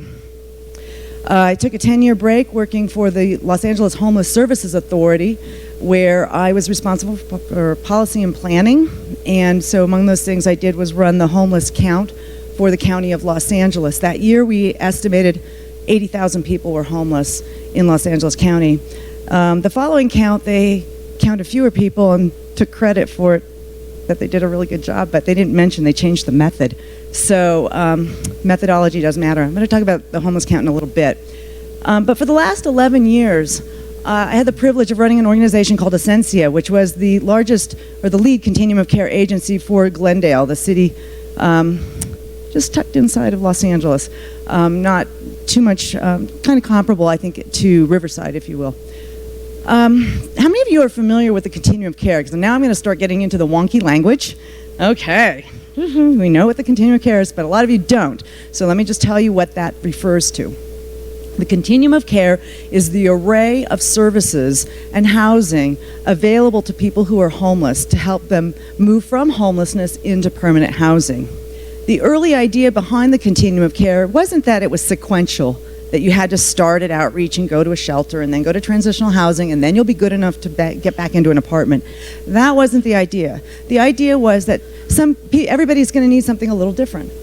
Some people are going to need mental health services. Some people, well, actually most people are going to need mental health services, but some might need addiction recovery services. Some may need legal advocacy. Some may need healthcare advocacy. Some may need education advocacy. They're going to need different kinds of services, and then they may need different types of housing as they're working on what barriers they need to address so that they can be stable in housing. And then once people are housed, that doesn't mean that the support goes away. The people that end up in the homeless delivery system are the people who've lost relationships. They're disconnected from community and they have nowhere else to go. And I think that's a really critical thing to remember, and that's what I loved about the early presentations today, because they focused on this issue of relationship and community. And so one of the things that people who spend any time talking to me about will hear as we talk about the current state of affairs and sort of the way the government sector is approaching homelessness is a lot of talk about systems. Systems. And I grant you, systems need to work, but people don't talk about how a system got them out of homelessness. They talk about that outreach worker or that mentor or that individual in a service agency that made it happen. That was the turning point for them. And I think that's a really critical thing that we have to remember as we're trying to figure out what are our solutions to homelessness. So my goal when I was running my agency wasn't to be the biggest agency, and there's a lot of competition for that in Los Angeles, and there's a lot of need, and there's a lot of pressure to be high volume because there is so much need. I wanted to demonstrate that quality mattered, being effective mattered, and I wanted us to be the best at what we did. That when we had someone come in the door, it didn't matter what their needs were, that we were going to figure out a way to address them so that they weren't back out on the streets. Our retention rate because we have to measure. 94% of the people, and these were chronically homeless people, high-need, chronically homeless folks that we moved into housing, 94% were still housed 6 months and longer. 90% had stayed in housing 5 years and longer. We really placed emphasis that once somebody moved into housing, it was critically important that we did whatever we could to make sure they stayed housed. And if that particular apartment wasn't any good, we did what we could to move them into another place that would be a better fit. I say this to you because I bring this approach to my work with the county departments. And what happened with the county is that a year and a half ago, they created well, it took longer, but the board adopted a year and a half ago, a strategic action plan for the county agencies to work collectively to address homelessness. And part of that deal was that they were going to create a position that would coordinate all of this activity for the county. And that position would not be buried within any particular department. It would be in the executive office. So hence the very long title, Deputy County Executive Officer for Homelessness Solutions. When I mentioned the continuum of care, I'm sorry, I went off track and I didn't finish the thought about the continuum of care. The continuum of care refers to that system, right? But it also refers to an entire sort of bureaucratic response. So the funding, the majority of funding that comes for homeless programs from HUD is through the continuum of care. And because of what they've set up, we now have a continuum of care committees meetings. We have a board of governance for the continuum of care. So in Riverside County, we have monthly meetings of these various committees that are tasked with dealing with aspects of our homeless delivery system. The continuum of care is tasked with identifying the gaps in our services and for prioritizing what agencies get funded. So if you're interested in accessing any kind of money for homeless services, and now the state has also sort of piggybacked onto this structure, you need to be part of the continuum of care. So our website is not beautiful. It's kind of a beast, but all the information's there. So if you go to the Department of Public, if you just Google Department of Public Social Services for Riverside County Continuum of Care, it'll take you to that page. There's information on how to become a member, and there's a schedule of the different meetings. And for those of you in Banning, the meetings are here. Most of the Continuum of Care meetings are either in the council chambers or they're in the DPSS offices in the community. So you kind of don't have an excuse for distance. So I do want to encourage you to look into that, join the Continuum of Care, and then and start to come to those meetings, because there's a lot of inside baseball in the homeless service world these days, and you won't be able to understand it unless you start to get into the meetings and participate. So when I got this job last July, I think people thought I was going to run the Continuum of Care. And I'm not the person running the Continuum of Care. The Department of Public Social Services administers it, but it's really the community of providers that provide the governance to the Continuum of Care. So that's an important thing. It's called the Riverside County Continuum of Care because of the geography. It is a county-wide reach of this system. However, my role, I do see, is supporting this work and advancing our development of our Continuum of Care system. So one of the things I'm doing in our office is having an intern map out all these services. So I love that you have this roster here, because my goal is that we're going to have, we can show geographically where are all the shelter beds in Riverside County. So little hint, a couple of the biggest ones are like really close to each other. They're in Indio. And then we've got, another 7,200 square miles of county where we need a little more bed coverage. So my aim there is to see that we can visually see, okay, where are these beds? Who are they serving? Who can get access to those services? And what do we need to be doing to fill in those gaps? The county identified a number of different strategies, and of course some of them are no-brainers, that we want to build more affordable housing in the county. We're working on a number of projects. Some of you are familiar with No Place Like Home. No Place Like Home, funding for housing for people with chronic mental illness. Our county got the most number of awards in the last round. So we're really excited about seeing more units of housing. Yes, good. For, and the county can't take credit. It's really the developers that stepped up to do it, but we're really excited to have them as partners. But when I looked at this plan, I thought, I could spend my time kind of going through the checklist of, okay, we did this on this plan, we had X number of meetings for this, or I just take one challenge and let's hone in on fix that. And because I was new to Riverside County, I spent my first couple of months just going around and listening and hearing what people had to say, what their issues were. I kind of started to feel like a therapist.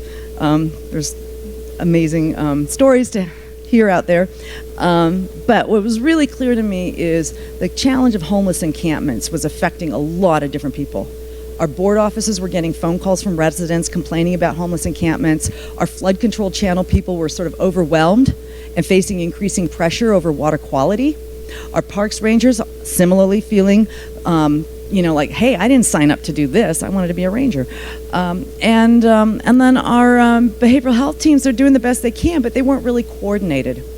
So last January, I convened a meeting of departments that had something to do with homelessness. And at that first meeting, we had 17 different county departments.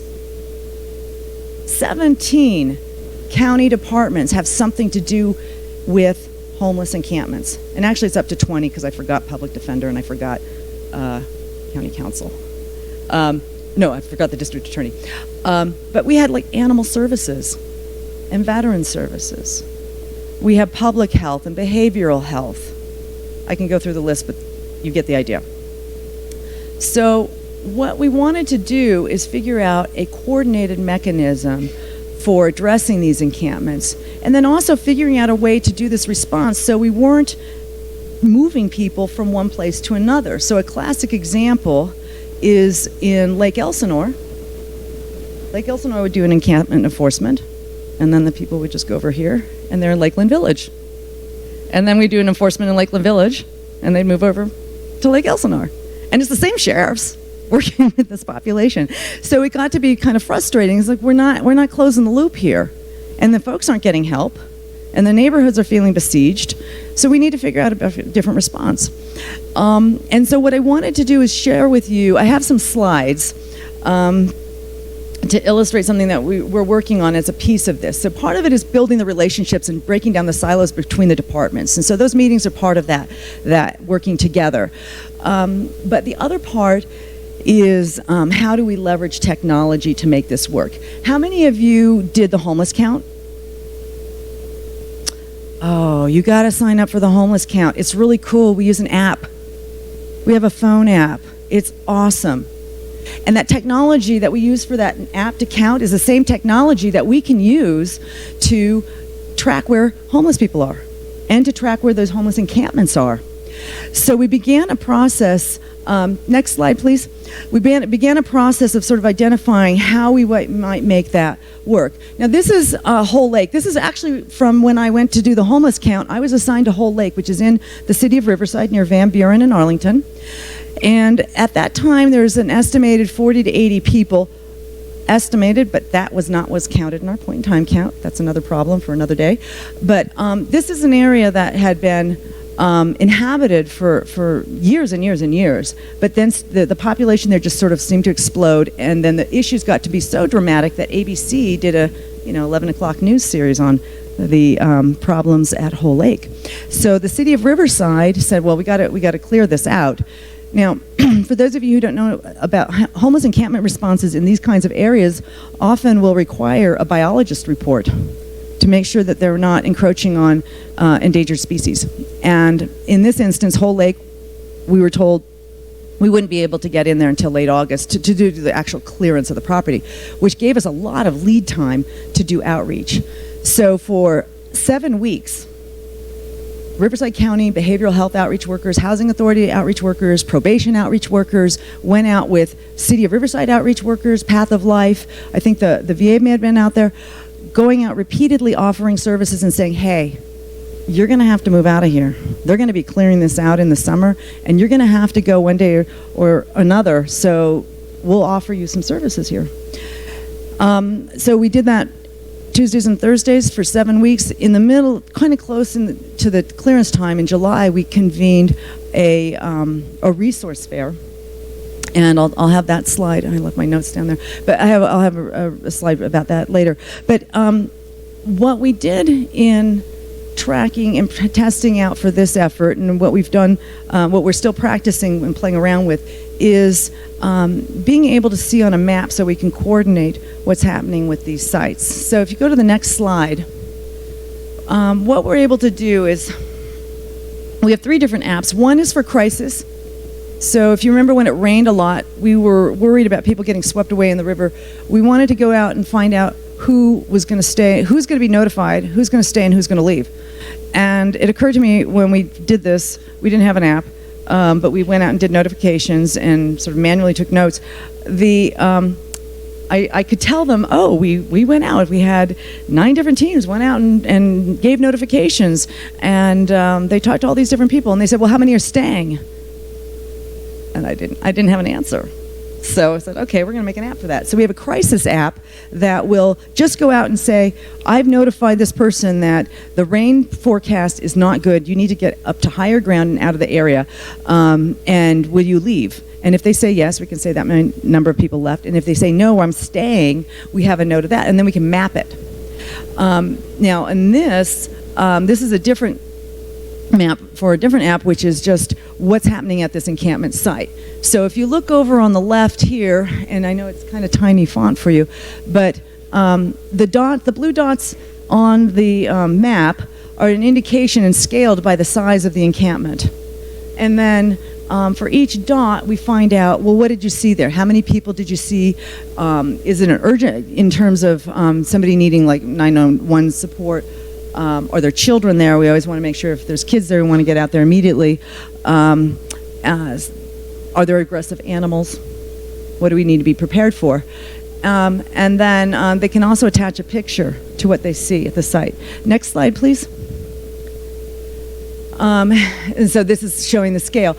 So we were testing out the app. You can see up in the Riverside area, that's a lot of parks rangers. We're doing the first test of this app. And then a little lower, that's where Supervisor Jeffrey's staff insisted on getting it, and they went out and did a whole number of site assessments out there, and then we had some out by Bermuda Dunes there. We have a dashboard that we're looking at using to sort of manage our work and understand how we need to be planning and prioritizing these assessments. Next slide. And then for each site, we go back out and we talk to the people there. And we gather some information, not personally protected information. This is not HIPAA compliant, so we keep kind of a superficial level of information. You notice we do ask about HOPWA because we have housing subsidies available for people with AIDS, but we don't ask, do you have AIDS? The question is, are you interested in knowing more about HOPWA? And that's what that is. So if they say yes, then we say, okay, we'll find out more about that, and we can offline do that assessment. But we're also able to look at what other help do you need. Another one that really jumps out at me is we need storage. We need detox. I want a bus ticket to go back home. And then we can compile that information and target our response accordingly. So if you go to the next slide. Oh, that's just more of this. So on the left over here, somebody had done a report. We saw, yes, we have an aggressive dog. We work really closely with Animal Services. They are fantastic. I love those folks. They're a really, really critical partner. And then the things that I just pointed out, the bus ticket and the storage needs. So at the end of the month, I am going to be getting a new senior program specialist in the executive office, and this person's responsibility will be to start reading these dashboards and working with the teams to understand how do we prioritize where we go next, how do we mobilize our resources, and we address that encampment. In the whole lake encampment, we had, as I said, anywhere from 40 to 80 to 100 people down there. 24 people agreed to go in for services for housing. They were assessed and on a pathway to housing. The city of Riverside was able to pull together housing subsidies for them. So they have up to a year's subsidy through the housing. And then we've been working with the city to dovetail our housing Section 8 subsidies for people who need continuing housing assistance. So this mechanism of getting more coordinated, I think, is going to be more effective. One of the supervisor for the park rangers the other day told me in 10 years, no one he's reached out to as a park ranger has ever said they want services. But since we've been doing this, and this isn't even fully blown, we're just playing around testing out how this might work, he's already getting multiple numbers of people asking for help.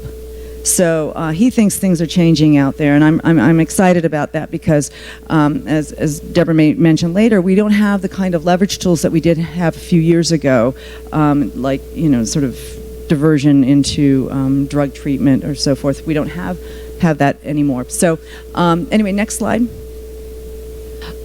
We are able to compile the assessments. We can filter them by the date and then export them and do some summary information to understand who's there. I just thought this is kind of an interesting array of some of the people that were agreeing to be surveyed during the whole lake response. And so we'd ask them, well, why are you here? And no place else to go because I'm addiction. I lost mom's house. It's out of public eye. It's safe and not visible because I can drink out here. And then we had people there just from a couple of days to a couple months to 7 years, 10 years. We met a man who'd been living there 17 years. And he actually wasn't living there when we met him. He had moved into senior housing a year before. He said one day he got up and he says, I'm done. I'm tired of this. And he went and asked for help and he got placed in senior housing. He was coming back to help a friend of his move his stuff out of the encampment. Where were you staying previously? Again, you heard stories today. These are going to sound really familiar. I kind of like on the other side of the wall. But only one person from Anaheim. There's always a discussion like, oh, they're coming from other places. No, most of our homeless folks are coming from our own community because that's where they feel comfortable, right? Next. So I just want to end with this slide because I love it. Animal services is probably our best outreach tool because people will often not come out to help themselves, but they'll come out to help their dog. And so we had 6 dogs were chipped. When I went back the day of the clearance, one of the animal services guy was there. He said, I'm not here to enforce. I'm just here to offer people leashes. I gave a guy a box to carry his cat. He knew the names of the dogs that had been living down at Whole Lake. So we're understanding at Riverside County that this response has to be integrated, that we have to work collaboratively. It is in keeping with the Vision 2030 that George Johnson has been leading for the county departments to be a singular county in our response to community needs. And I'm really going to be very excited to share more of this with them at the department head retreat at the end of October, which will be focused almost entirely on homelessness. So I do think that we're entering, as I understand it, because I wasn't here before, but a new era in county response to homelessness and a willingness to look at this crisis and this problem head on. And I think that's really the most critical thing that I have to remind people is that we have to be fearless about this. We can't be worried about criticism. We have to be open, we have to listen, we have to be paying attention to our assumptions and our biases and move forward together. And that's why I really, Reverend Dr. Chris, I really appreciated your message about that, it is about relationship. It is about community. And we can have the best systems in the world on the county side of it, but if there's no community there to back it up, it's not going to work. We have to be working collectively and together, and so I'm here to just tell you that the county is ready, willing, and able to be that partner to you. So 10:30, wow, didn't even practice that. I'm available for discussion later, and do remember the continuum of care meetings are really important, and if you have more questions about that, I'm happy to answer that. point in time count, January 29th. So also stay tuned for that because we want to have a better, more comprehensive count. And then also the census. We need to be reaching out to homeless people so that they're part of the census, and that's not too far off, actually. So thank you, and I look forward to the rest of the day.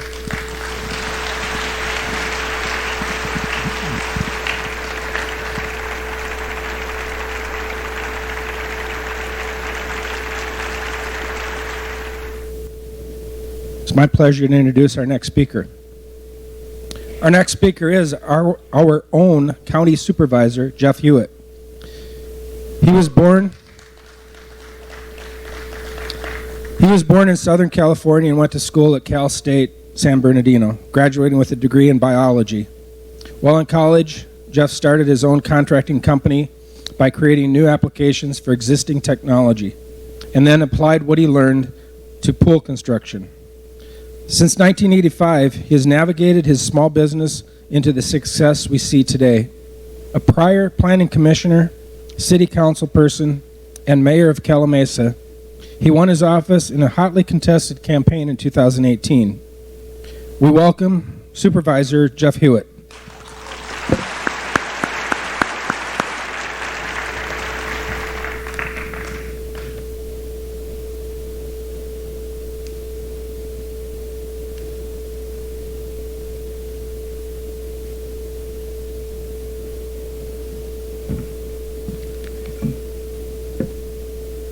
Thank you, Doug, quite a bit, and that was a nice introduction for someone who all of his life has worked very hard, had a lot of compassion for those that didn't have a lot, but it usually extended to me giving them a helping hand when I came out of a 7-Eleven or something to that effect. And you know, over the course of my life, I've been here for 66 years, and I've noticed there's always been people that we would call, you know, the V word, vagrant, or a hobo, or all these different terms, and we've had economic downturns throughout the course of our country, with maybe the worst being the Great Depression, where there were soup lines, and you watch the movie Grapes of Wrath, where whole populations in Oklahoma and Texas all of a sudden had nothing or were actually homeless and came to a better place. Today what we're dealing with, and first of all I'd like to thank all the speakers that came before me that have brought so many different perspectives into what I think we can all agree is the issue that's on everybody's mind now. And this issue in California is so important because we have a lot more of the share of all the homeless people in the country for obvious reasons. We have maybe the best climate in our nation, one of the best climates in the world. If you're going to be down on your luck and not have a place to go to at night, it's a lot nicer in the winter to stay here in Southern California than it is in North Dakota. I think we can all agree on that. And also because of all of our states' regulations toward entitlements and helping out, you know, through our government at different levels, we have a lot of things available. Yet why do we see an ever increasing numbers of homeless people on our streets, in our canyons, and just about everywhere? Well, what I'm going to do is I'm going to talk a little bit about, you know, where those come from, how it happens, and then I will tell you a little bit about what this county can do. Obviously, you've heard a lot from Natalie, who is our county's homeless coordinator, and she's bringing a lot of experience and a lot of energy to that. First of all, I just went ahead and in today's, I think on the front page of today's Press Enterprise, our local county paper, it talks about rising rents and how they're affecting homeless. So what you have is we have all these different groups that we place into homelessness. And the real experts, of which I'm not yet, and hopefully I hope to learn a lot more over the course of the next 3 years, is that we have the group that just want to be left alone. And they've been that way, and they maybe have some checks coming in through Social Security, whatever else, they have a nice tent, and they just want to stay out there and have their way, and don't mess with anybody. And if they're keeping things clean, so what are they hurting, right? But I think that's a relatively small group. Then we have another group that has some problems with mental health. And for whatever reason, they need certain medication. They can't get that medication. They can't, survive under regular conditions in society, so they're put out and they lose their home, and they're stuck out there. And we've seen ever since back in, I believe, the 80s, when, at the time, it was Governor Reagan, I think it was in the 70s, and he got rid of a lot of our behavioral health facilities here. Fortunately, in the state, a lot of that is coming back. But at this time, we're still dealing with the 91 reorg, and our particular areas in the Inland Empire, specifically Riverside and San Bernardino County, still aren't getting their per capita money from the state, as are the coastal counties. So we got that first group of the people that just kind of like, hey, leave me alone, I like being out here. The second group who have some real behavioral health problems, need medication, need treatment. And then we have the people that are, a lot of them that are self-medicating themselves, and they have substance abuse. And that's a real problem too. But the biggest group that I see, and we have a lot of veterans who are suffering from PTSD. We see them, one bad thing goes wrong here, and they're out on the street too. But the group that is getting bigger that's really bothering me are families that are living in cars.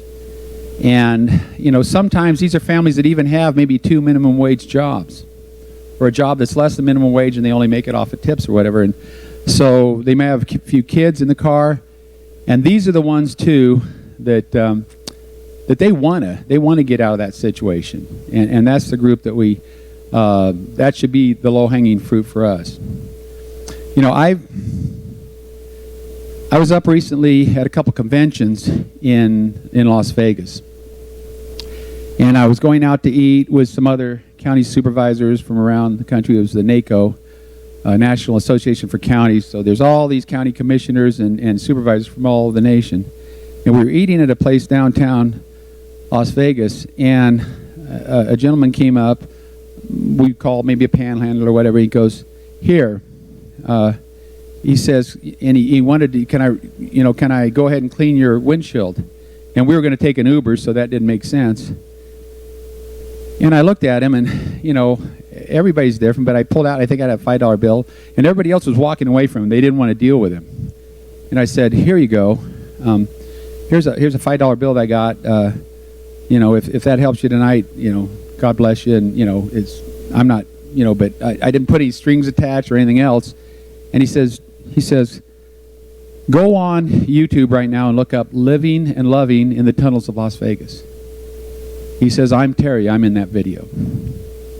So I got in the Uber with some of my colleagues, and I went on my phone and I typed that in. And I would suggest all of you look at that. There's an entire civilization or society underground in Las Vegas. And this guy he was one of the stars of the deal. It was an amazing, I think it's only about 15 or 20 minutes long. But that shows you we've got stratas, we've got different layers of society.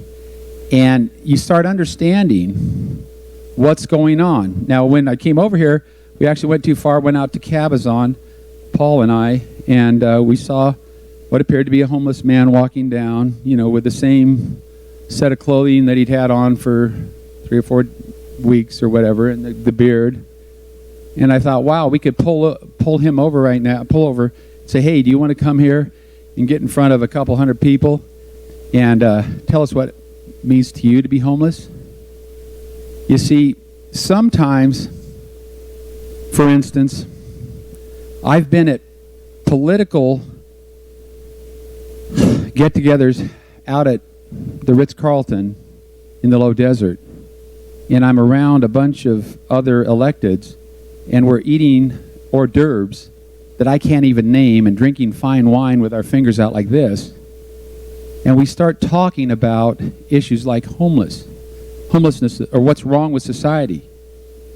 And I realize that when I leave there and I'm driving home and I see some people underneath a freeway bridge and they're trying to keep warm around a fire and they're drinking really cheap wine out of a brown paper bag, that if I stop there and sit down with them, sometimes I get the real heart of what's wrong.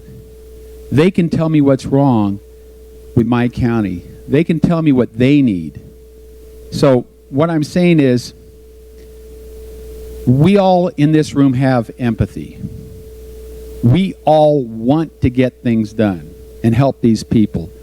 There are two things. These people a lot of times are out. They're cold. They're without food. They're without showers, a clean place to sleep. But you know, there's also impacted neighborhoods where we have homeless encampments, where they're leaving a lot of their trash. They're leaving a lot of their needles. They don't have sewers. You know, things build up. There are public health issues. And so this is a problem that is only going to get worse and worse and worse unless we get to the core and we all get together. It's going to take money. I know that we're identifying right now for the county. There's some federal money. There's some state money. We are going to try in this, the 5th District specifically, because Riverside County right now does not have a regional transitional shelter. Because if you look at the new laws, and I believe it's going to be going before the, it already went through the 9th Circuit Court, but the city of Boise had an ordinance to say, hey, look, if you're out here in this area and you're on public property and you are, you know, doing terrible things to the environment or whatever else, and you're doing things that would normally not be legal anywhere, then you have to show that you have an available bed for that individual.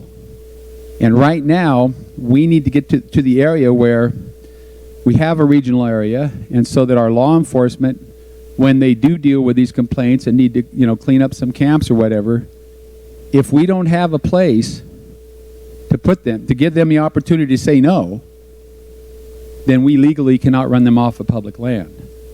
So there's a lot of different, I believe the homeless now have what's known as a Bill of Rights.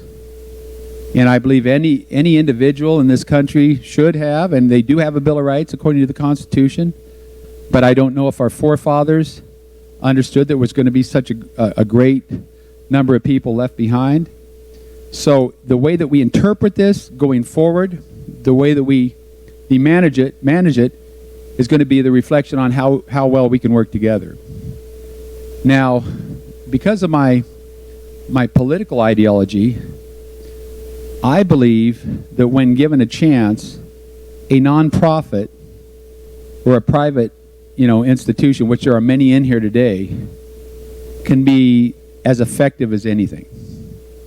There's a lot of faith-based groups who come there, and whatever funding they get, the percentage of that money that comes in from donors and other groups and grants, it's a higher percentage that actually gets to the people that need it.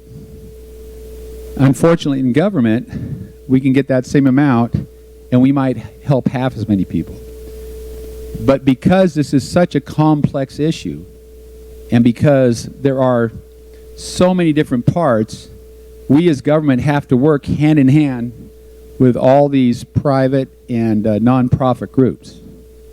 And whatever it takes to cut down the paperwork, sometimes the risk of actually having somebody get some help that maybe didn't deserve it or whatever is well worth the risk if we help out so many others and do it in an efficient way. So what I'm looking at going forward is we're going to work so hard to get a regional transitional housing, temporary transitional, because again, permanent housing for homeless right now is huge problem. I think we have, and maybe Natalie said this earlier, we have so many thousands of people waiting for Section 8 housing. You know, so until we get some other ideas, I know that we have at least one nonprofit that has some very good ideas. Everything from mini houses to containers to 3D printed houses. There are ways to fix this. But I don't want to make a dumb joke and say we got to think outside the box, because we need so many boxes. We need things where people have the dignity to where they can get back out on their feet, get meaningful, gainful employment, get in and get the services, whether it be behavioral health services, drug abuse, rehab services, all these things, get in there and find out. We're never going to have this down to zero.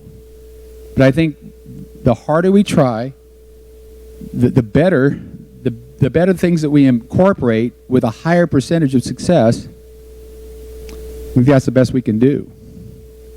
You know, a regional center, it's going to take a lot. Now, how many in here of you know what a NIMBY is? Raise your hand. Okay, how many in here would consider yourselves NIMBYs? I got news for you. We're all NIMBYs. It's just a matter of degree. I mean, we always want to go get a house, and we don't want people to bother us, and we don't want anybody else coming in and building a house right next to ours and then adding more cars on our already crowded freeways and such. But also there's a few things that it's not just warehouses that cause a lot of controversy. But if you have, and you've seen it happen down in LA recently with them putting in homeless shelters in parts of LA where they said, no, we don't want it, you know, it's across from schools, this and that. We're going to have to find an area in the county where we can have a fairly good size, so we can get these beds, and so that it allows all of our different jurisdictions and law enforcement to deal with what they need to, you know, we need to have this legally so we can say, now we'll deal with this one way or the other. When we get somebody that is in a position, again, those that are, you know, working poor families and stuff, they want to get out of that more than anything. And then we kind of move up and get those harder groups. And if we get down to that last category, where it's people that just, they think they're getting away with camping somewhere, and they don't have to pay the same rates we do at our state campgrounds or whatever, that group, you know, that's fine. If we're down to that group, I think we're in a pretty good position. But the NIMBYism, it's tough. It's really, really tough. You know, we find this when we have juvenile homes for foster kids, when they come into a particular neighborhood. This group of people in here, we want to fix this problem. We have to fix this problem. But we also have to work hard to persuade the people in different in areas that if we build a temporary transitional regional shelter, that it will be a positive and not a negative in their neighborhood. And there's ways to do that. Now, as far as drug abuse, substance abuse, my own personal experience with this, okay, I'm going to tell you right now, I'm kind of like a heroin addict coming off heroin right now, because I had a total knee replacement about 5.5 weeks ago. And as you know, that's where a lot of people get hooked on opiates. I mean, the amount of pain in the traumatic surgery dictates that I have to take some pretty heavy opiates. And let me tell you, those are necessary in getting through it and getting to where you can move your leg around without passing out every time you do it. But those opiates have really, really bad side effects. They allow someone to get up on a stage and ramble on about all these different things. That's an old trick. My Toastmaster buddy over here, Mary, has taught me, always lower the bar. No.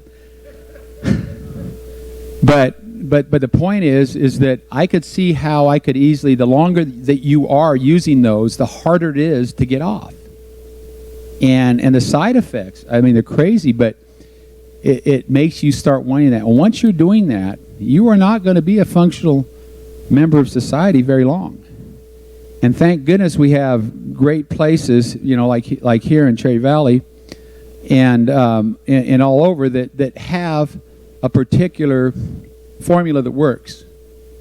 Now, I think a lot of us would love to go down to Malibu, have a relative spend $60,000, to get us off expensive whiskey or cocaine or whatever else. And the Betty Ford Clinic is very good down in the low desert here, but I believe it's about $45,000 or $60,000 to go through, a 3 to 6 month program or whatever. Not very many people can do that, but we've got great places. Again, what is the name of yours? House of Decision in Cherry Valley. That's one of the local ones. The one that I've had specific experience with is one down in eastern San Diego County called the Freedom Ranch, and it's out in Campo. It might as well be out in the middle of nowhere, and they only take people, it's a 3-month program at least, and they only take people that have gone, they've gone through detox, they have to be clean at least 5 days or a week, and they have to want to be there. You can't force anybody into these. But if you can get on a waiting list, and it's about $300 a month if the state or the county pays for you. But if you have your own money, it's $1,500 a month. That's $4,500 instead of $45,000 or $90,000. And it has worked over the course of about 4 years for 3 of the people that I know. One that was an alcoholic, as hard as you get. One that was hooked on heroin, and one that was hooked on meth.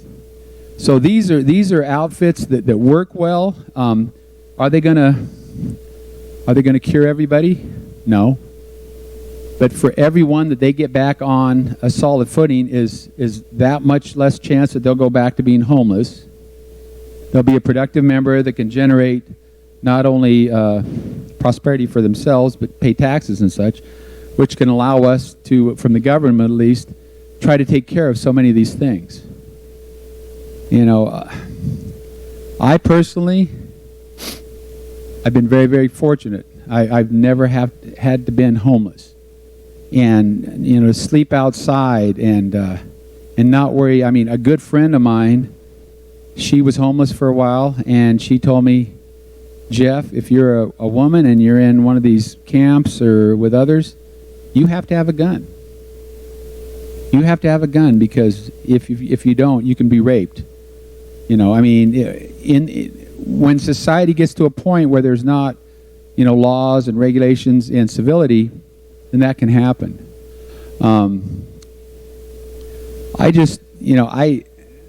think this one issue, if we can come together not only on the sources, but again, get behind these nonprofits, these private, and then use a lot of what we get in grants and stuff too, and direct that to the right. Get a regional, for Riverside County, a regional temporary transitional shelter. I think Riverside County, and I know right now, I believe that at one point we had every veteran was guaranteed a bed. And I believe there have been certain groups that have worked really hard for the veterans, because they're the ones that theoretically shouldn't have any business being homeless at all. They made that sacrifice to, what I've always heard, that I really like the term, joining the military is like signing a check that's not filled out. It's an open check all the way up to your life. So when you come into there and you say, hey, I'm going to do whatever to defend this country, or defend its worldwide assets or whatever else, then you go there, you might be in combat, you get PTSD, and you come home and people put you off the side. These are the people that we have to make sure they have everything. And through, I believe, the continuum of care, which the county we're doing right now too, we want to make sure that when they come in to one of these shelters, they're going to get everything that's available to them. So, to conclude,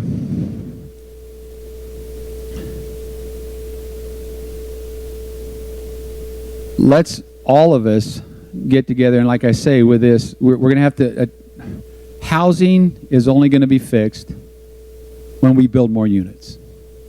Rents are only going to come down when supply starts meeting demand. The state legislature just yesterday okayed basically rent control in California.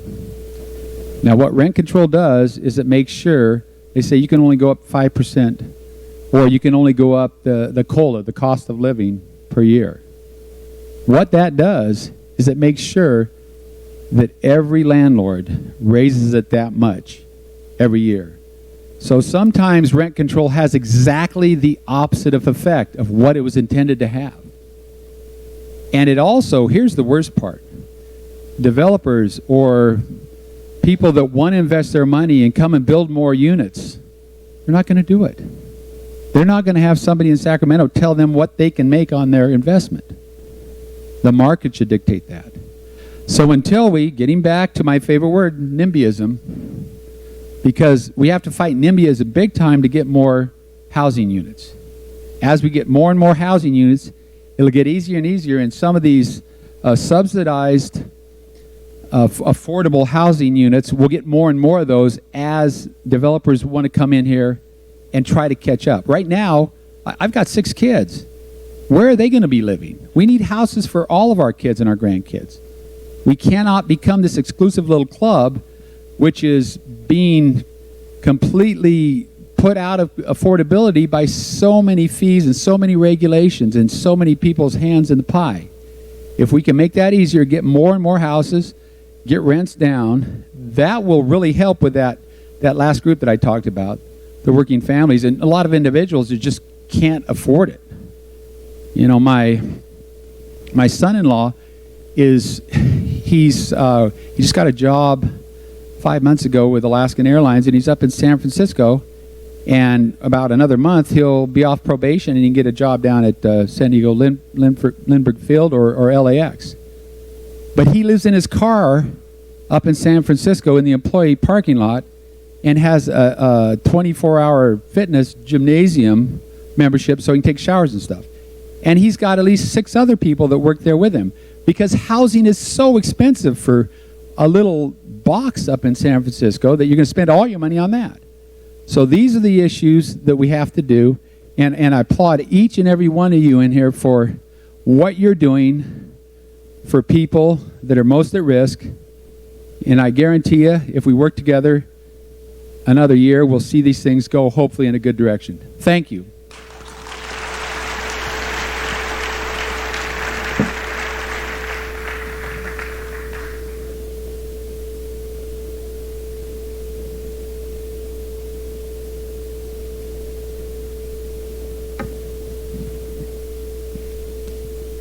Thank you, Supervisor Hewitt, for the thought-provoking words. I have the privilege of being in meetings on a fairly frequent basis with Supervisor Hewitt, and I'm always inspired and encouraged by the conversations with him because they always are thought-provoking. I'm sure your thoughts are running probably 100 miles an hour right now. We add to your already full cup by introducing our last speaker of the day, Deborah Lucky of the Riverside County District Attorney's Office. She will hopefully answer some of your legal questions regarding the legal aspects of dealing with the homeless. So let us welcome Deputy District Attorney Deborah Lucky.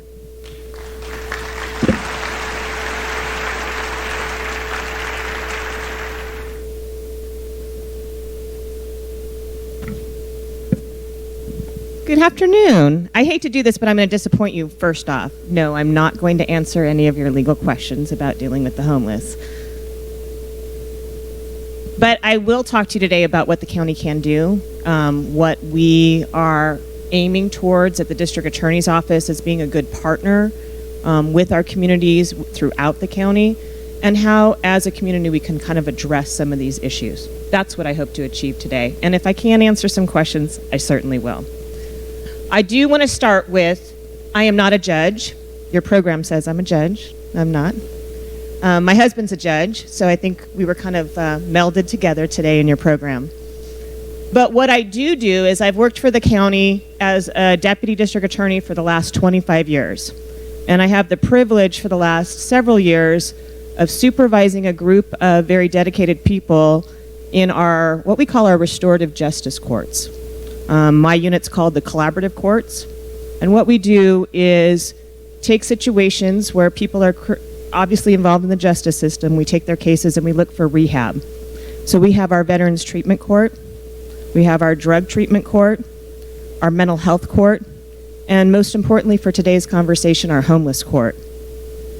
So my group of lawyers address these issues, and we work collaboratively with all of our justice partners.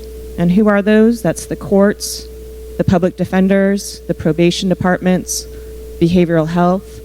And we're looking for global solutions to reduce recidivism and address the problems that are plaguing our individuals and why they're coming into our justice system. And sometimes, not always, but sometimes, very frequently, unfortunately, homelessness is part of that equation. So we're looking to resolve those issues. You know, I think the speakers today have been amazing. And I want to go back to Bishop Taylor, who spoke first, and something that he said that really struck a chord with me. And I don't want to get it wrong, but what he said was, homelessness is not good for the homeless, and it's not good for our neighborhoods. And so I think, I mean, where's no truth in that, right? That's an amazing statement, because it's not good for us as community members. I live in the community as well as work here, and it's not good for our businesses either. But it's certainly not good for our homeless people. So what we have to do is address those issues globally as a community, right? We have to be looking wider and about bringing ourselves together. You know, Natalie spoke a little while ago, and I was thankful to be on part of a committee that really brought Natalie into our county. You know, she mentioned 17 different agencies that have something to do with homelessness. Well, that's true, because we're all looking for those solutions. But one thing that we weren't doing was talking. We weren't coordinating those efforts. And what is really wonderful that's happening in the county right now, I'm glad to report, is that we are really trying to coordinate efforts to address these issues on a level to be responsive both to our homeless population and to our community members, right? Because it's equally important that we're addressing those things. So, you know, we can't all be BJ of the House of Decisions and the House of Opportunity. And amazing work. But can you single-handedly resolve the issue of homelessness in Riverside County? No, you can't, right? And what about Reverend Dr. Christ? Oh my gosh, what an amazing thing, 4-year fight to get these 50 housing units and what you do on a daily basis. But can you single-handedly reduce, eliminate, eradicate this problem in our county? Or even, you know, between Jackson and Hull, can you do that? Will you be able to stop it by yourself? No, you're amazing and an inspiration. But the reality is their work and all the people that are here today, their work alone is not enough. We all have to look at what can we do, because this is not an us problem. It's an us problem, not a them problem, right? Is it really? It's all of our problem. So what do I do? What is it that I can do? Well, only a small portion of homeless are justice involved. I mean, those are those that intersect with the criminal justice system. So what I do, what my team does, is try to make sure that they're connected with the services that are available in our county so that they don't come back into the justice system. So that we have accountability on the one hand, and we have a target towards reducing recidivism and making sure people are made whole. That's the goal. So let's talk about one of the programs that we run is a homeless court program in the East End. It was started, has anyone heard of this, a homeless court in Riverside County? Yes, no? Okay, as the last speaker of the day, after lunch, that means none of you want to listen, so you all have to participate. Anybody, raise your hand, heard of homeless court? Oh, look, only Natalie.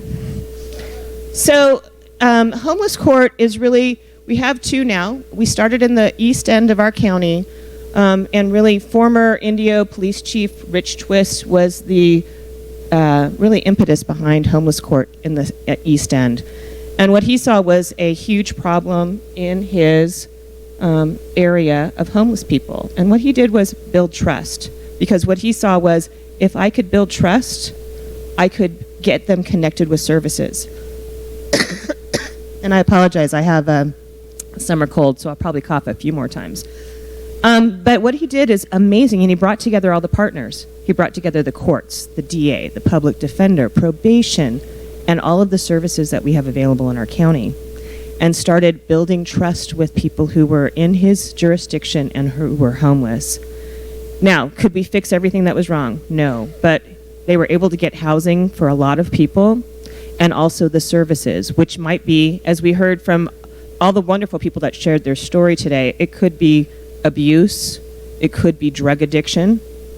And by connecting with the services available in our county, we got people employed. And so what a homeless court does in the East End is says, wow, great job that you did, so let's try to remove some barriers to your housing. You have these other court cases that you've had hanging over your head for a while, and sometimes court cases, they come with huge fines and fees. And those can really cause a barrier for people to either psychologically or actually logistically gain and retain housing. So what the homeless court program out in Indio does is address that. Once you are taking on services, okay, great, let's take a look at your court cases, your closed court cases, and we're going to forgive those fines and fees so you no longer have that barrier to your stability in life. So you don't feel like that's hanging over you, keeping you out of the housing market, and really causing both a psychological and actual barrier. So that program's been going on for several years.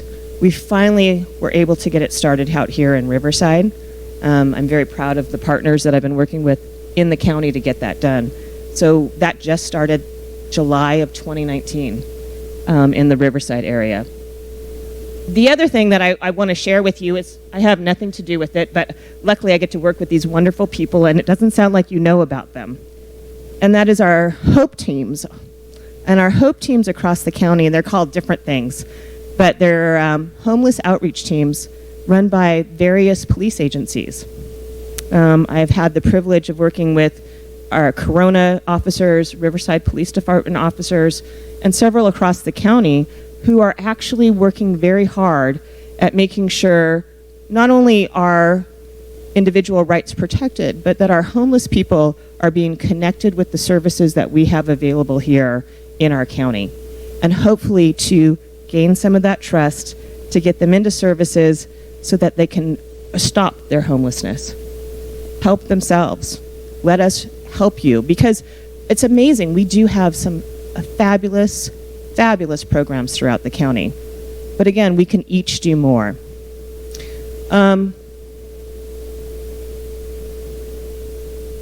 Homelessness is not a situation where we can just legislate it away, regulate it away. Say, I think Supervisor Hewitt used NIMBY. We can't NIMBY it away, right? We can't say, well, it's not my problem. We all have to take a certain amount of responsibility and say, okay, this is what I'm going to step up and do. This is how my contribution, and understanding your lane. So I understand my lane. I can't fix homelessness. I would love to, wouldn't we all? Who here would not like to stop homelessness? Nobody raised their hand. Come on, it's after lunch. Help me out here. Okay, but what I can do is stay in my lane as a district attorney, because what's my job? My job is to prosecute crime, right? That's what a district attorney does. But while staying in my lane, I can also make sure that I'm working with our county partners in order to make sure when I'm doing that, I'm also looking beyond the normal, that I am looking to how can I connect these individuals with services so that all aspects are taken care of, so I don't see them back in my courthouse again, right? Because that's better for us, for them, and it's better for us as a community. Well, I hope that you take the inspiration that you heard here today and go out there and do more. I get to attend some of these on a regular basis. What we do need to do as community members continue to have these discussions. I love the fact that part of your job today is to say, what do we want to talk about next? What is it that we can do in order to really bring together the right people in the room and say, okay, let's make an actual positive step. Where can we go from here? And I really am appreciative of your time today. Thank you very much.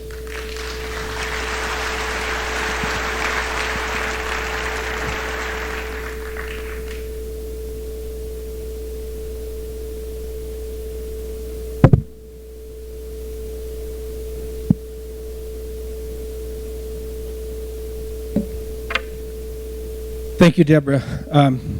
Those comments were definitely inspiring, a great way to wrap up the formal part of our program. We've come almost to the end now. You've heard from many speakers who've talked about many aspects of homelessness. You've also heard our guests from the House of Decision and House of Opportunity talk about the challenges they faced and overcame in their journey through homelessness. Now we're asking all of our speakers who are still here to come to the stage and take a few minutes to answer questions from the audience. So the first one's pretty easy. This is for Natalie. What are the 3 apps called to help count homeless and their needs? The 3 apps that... It is on? Oh, it is on. Okay, so the apps that I was referring to are currently just for our county departments and for our partners when we're responding to an encampment. We had some really catchy names. So one is the Crisis Response app. That is for just limited information about when people we need to notify people to leave an area when they're in danger. Then we have a site assessment app. That is really just to tell us what's happening at that site so we can figure out what else to do to mobilize a response. And then we have, I think we called it the individual assessment, which probably needs to be named something differently, but it's really households. So it's a series of questions to find out how do we approach this person or group of people. If you hadn't heard before, there's some very strong social networks in homeless encampments. And so sometimes when we're working with people, they want to be considered a household. And so we just went with that rather than each individual person. And we may play around with it and have separate records for each person, but we haven't done it at this time. I don't know the extent to which this would be made public.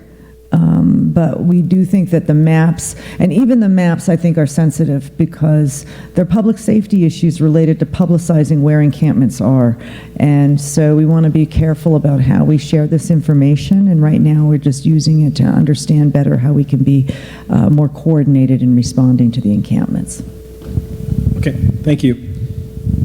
So the next question is, and I'm going to impose on someone here, but he works for the city, so maybe I can do that.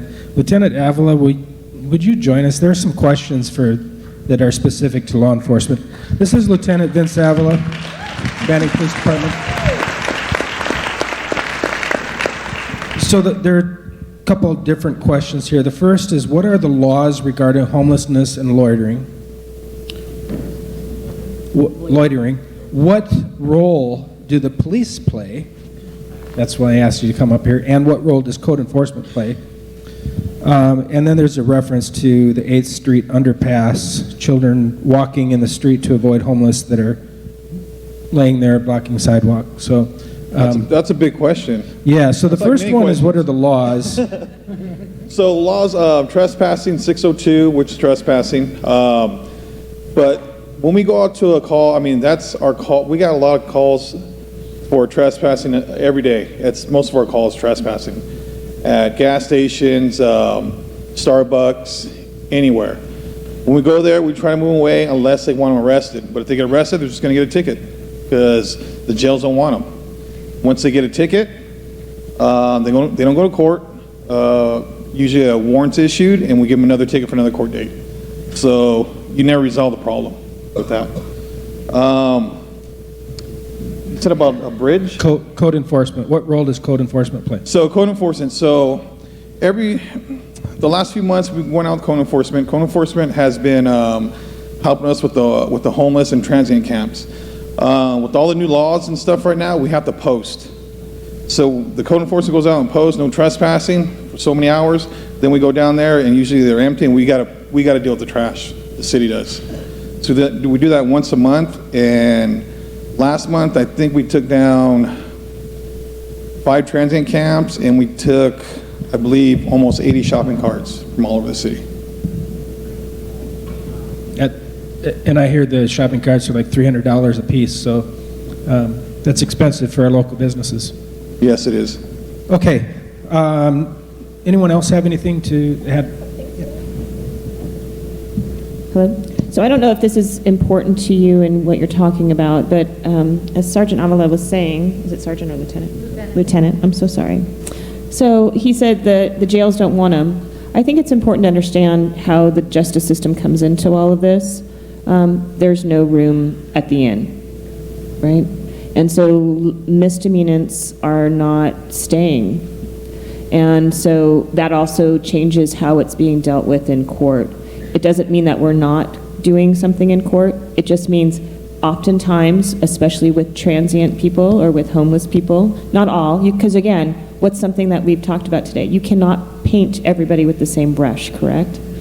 But what we find oftentimes is that there is a non-appearance in court. So this is a vicious cycle. So then we might have a new case, and then this person might have 2 cases, or 3 cases, or 4 cases, or 5 cases, but not necessarily an appearance in court.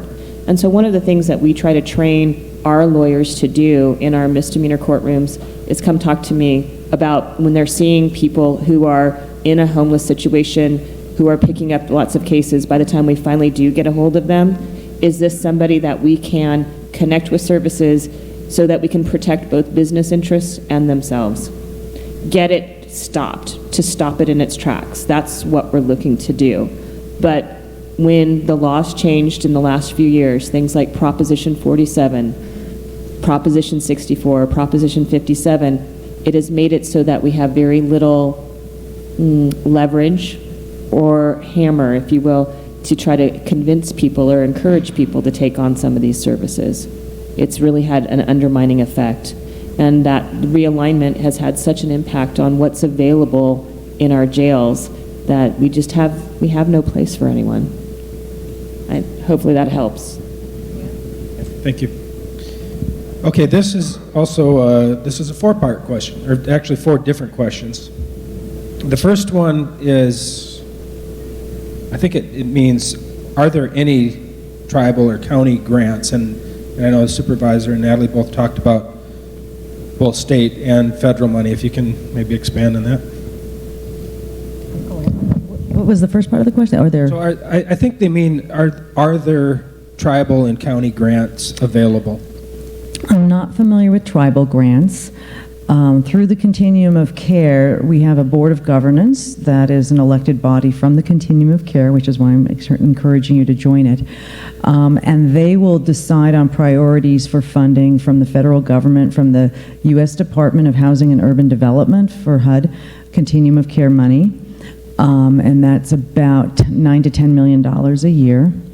And then the state now, with multiple efforts to fund homeless programs, are routing funding through our Continuum of Care. Last year it was called HEAP, now it's called something else. I'm kind of tired of keeping up with all the acronyms. It's money that we get to decide locally how to spend.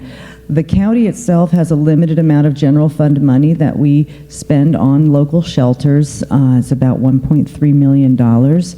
And we are also trying to leverage some of our existing things. So if you notice out in the low desert, the cooling centers are now open in the evening hours for homeless people. That was something that we were able to work together with the cities in the Coachella Valley to fund and operate. I will also tell you, City of Palm Springs is getting $10 million through a trailer bill. It's waiting for the governor's signature. That's what a little advocacy can do for you. So I see, well, I don't know if there's any assembly members or state senators in the audience, but keep that in mind if you want to make another direct ask to the state. Hello? Oh, yeah. Does that come through? So this one question first is, yes, it's very important if we're going to get these, especially state or federal grants, the monies that are coming in, because there's not a lot of money in our general fund. As you know, the Riverside County, even though we've had a boom economy, we've somehow are still running at structural deficits, but that's a whole other thing. But it's very important that we have people like Natalie and that when you're going to get a grant, you have to have all your I's dotted and your T's crossed. There's so much. You have to have people that know how to do this right, because they'll give it to somebody else. And it's important that we get the right people that will lobby both in Sacramento and Washington on our behalf. However, I'd like to go back to a couple of the other questions too and chime in a little bit. You know, with what we're doing with law enforcement, such like that, and what Deborah said about there is no room at the inn, you know, it's $80,000 a year to keep somebody in a jail. With what this gentleman's done and other people, you know, when we've had drug courts, and a lot of those people are homeless people that are coming through there. And if we can, you know, get them into the diversion of, it's costing a fraction of that. You know, these are things that we can do that allow, because there will be some truly bad people that are homeless and that need to be put in there. There's no other, so it's really important that we have that area. When we're going back to apps, you know, I thought of this a little bit different take on what do we have for apps. Well, we do have apps, believe it or not, that actually help homeless. They're called Uber, they're called Lyft, they're called Grubhub, believe it or not. But there's another one. Think about this. Think about Airbnb. And think about how, and I'll be looking into this, it may have absolutely a dead end, but there are people that have a little granny house in back or a room for rent or whatever else, and they just like to go ahead and rent it out. And that's what Airbnb is good for. I have friends that do well. They'll rent out a room, whatever. And think if we had a program where a lot of these people, we don't have those rooms available, but if we had a program where we can take some funds and help subsidize that and get that to market rate. And on Airbnb, that market rate is actually pretty good. We're going to get the ceiling of what it really is. And we could actually tie together in a partnership and possibly be placing a lot of these people that most of us wouldn't mind having, living in a house in the back or a bedroom down the way. You know, personally, we have to start trusting each other. You know, I believe that the vast majority of people are inherently good, and that when we give them a chance to succeed, they can. You know, we help them over those problems that they have, but there's a potential here for coming down the road with some apps that might really make a lot of difference and make a big dent, especially in that affordable housing area. Okay, the next question is related to IDs. Why do homeless people need a valid ID for food help, and what groups are there to help people get valid IDs? I don't make those rules.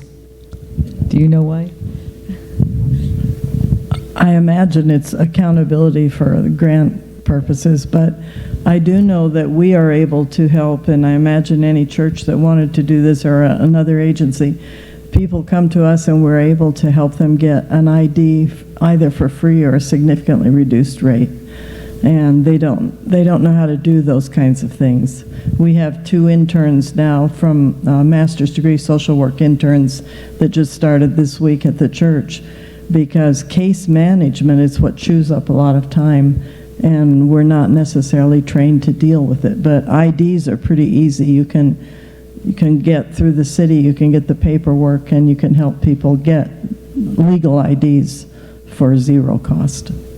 I know we have a group, I think there may be some members here, navigators, that actually go out to the different encampments and they help connect people with the resources, including helping them to get IDs. So that is a service being provided.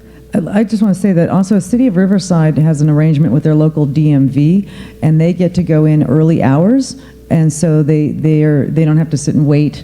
A lot of times for those who do homeless services, you know, waiting in line with your client can be an ordeal, and you have to like be with them to hang in that line. So getting in early and not having to deal with everybody else that's in the office at that time is really beneficial. So you might reach out to your local DMV office for any of you who are doing this kind of advocacy work and see if they would give you some special appointment time. Anyone else? Yeah, and actually, right here we have, I go to the Banning DMV for almost all my work, and it's one of the less impacted ones, believe it or not. I just went there and renewed my driver's license. I did not get the real ID one because I didn't have a birth certificate or whatever with me right then. But you don't need that. I mean, unless these individuals are going to go flying somewhere or whatever, they can get an ID fairly easily. And like I say, the cost, we could help subsidize that or whatever else, get that in there, because they're going to need that a lot of times for EBT cards or whatever else, you know, just so that we can keep track of what's going on. And I think there's still somewhat, and maybe even with some of the immigrant groups or whatever else that are out there, there's a fear that once they have an ID, they're being tracked by Big Brother and everything like that. And I think it's incumbent on us to make sure that they understand that that's an asset for them and not a liability. And I'd like to see that program going, because, like you say, it's very important that they have that, and that's their first step in getting back into society. Okay, there are several questions now related to homeless shelters, including how do we fund a homeless shelter? Can we have a homeless shelter in Banning? That one is specifically to me, but I'll also ask you to weigh in on that. What's preventing Banning and Beaumont from establishing a day center or a safe haven?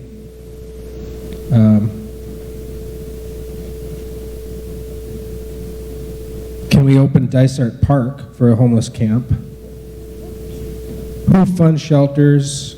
How does the pass tap into, I think it's parks or support? And does the county require city support? So those are all the homeless related questions. So if you want to tackle one of those, one of them piqued your interest, or is it your area? Well, if you want, I'd like to just first of all say, let's define what you mean by shelter. I think that's probably the first sticking point for people, because shelter means different things to different people. The trend is now towards something that I'm really in favor of, because I ran it because we had to run our program in that particular way, which was we had an access center fully integrated with a shelter. That meant I had 7 case managers on site during the day for a shelter for 40 people. That's not a typical shelter model, but it was sort of that navigation center. If you hear about the navigation center concept, it's sort of that with the beds.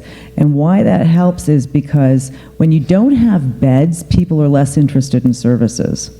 But when they have a bed, they really need the services. And so when you have a site, you are able to not only host your services on site, you can bring in outside providers. We had a psychiatrist come in once a week. We had a trauma therapist come in once a week. Every night, a different volunteer group bought, cooked, and served dinner. You have a way to engage your community and build the support you're going to need to really have a strong response to homelessness in the community. So when you're thinking about shelter, I encourage you to think holistically about what you could provide. Now, that's a kind of a big lift in the early stages, because if you look at a budget like that, it could be a little more than $1 million a year. That's a lot. I think that was including LA leasing costs, so maybe it's a little lower. But maybe in the near term, you do start with a day center. I think Temecula is a really good example where they did with what they could, and they opened up a day center that wasn't even open every day of the week. But they had something, and then they started to learn more about what their community needed, and then they added incrementally to build out their program. So I would encourage you, yes, think in a visionary way, because that can help you get everybody on board to seeing what big ask you need to have for funding. But then also don't dismiss incremental measures that will help you get people to move along. I also encourage you to look at the Lake Elsinore example. There was no funding for Southwest Riverside County. And we've got close to $4 million of state money going in because they got together with their local nonprofits and their stakeholders and figured out how they wanted to approach homelessness, and they submitted a compelling and competitive application, and the Board of Governance awarded it to them. And there's no reason why you couldn't be doing that here. But I just want to encourage you to think both expansively and then in the near term realistically about what can you do in the near term, and maybe we can talk about winter shelter separately.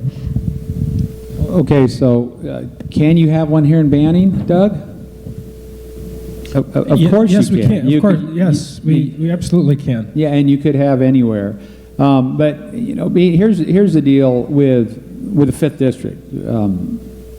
Okay, so if I'm looking at trying to make a regional shelter that's going to bring people in from the entire, say, 5th District and maybe other districts too, it takes an hour to drive from the part of Desert Hot Springs on the very eastern end all the way down south of Scott Road. You know, that's the 5th District right there by itself. So it's huge. So you just logistically speaking, you want to have a regional center that's accessible to a whole lot of areas. Banning certainly has a homeless population. Moreno Valley, Paris, a lot of these cities have a pretty good population. Some of them, again, the NIMBYism is higher on some of the city councils and stuff, where they say, no, we'll help out, but don't put it in our city. When we have a start and you say, yes, we want to take care of this and we don't mind having that in our city, that makes it a lot easier for us. Because if we can't find an unincorporated area that really fits it for an area, and we may very well be able to, and we may be able to do more than one shelter, but you know, looking for the larger regional one that's going to take care of our ability to meet those guidelines set out by the Boise decision.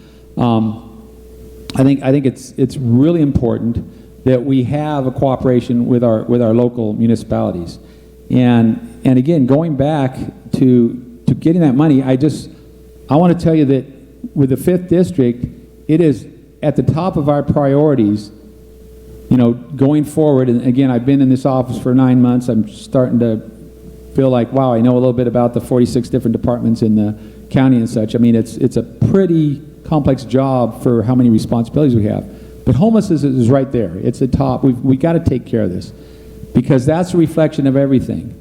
When people come in, I mean, if you drive downtown and you go to LA and you go see those blocks and blocks and blocks of Skid Row, that can happen here too. We have the same thing, only on a smaller scale. And what that does, it affects everything. Like Deborah said, it's not just their problem, it's all of our problem. And so for me, we're going to see whatever we can do. We're going to push. My staff and I, as people already find out, we can be very, very, if I can't persuade somebody, I wear them down. You know, and there's money up there. There's money up there in Sacramento. The governor has made it one of his biggest priorities. So, you know, we're going to try to get little old Riverside County, and we're big on population, but sometimes they don't take us seriously. We're going to work really, really hard to see what we can do, and then work these out and find out, you know, get several of these things going and see which models actually work the best, and tweak them when we need to. I wanted to just say something about the innovative things that maybe are tried, and then they run into the brick wall of code enforcement.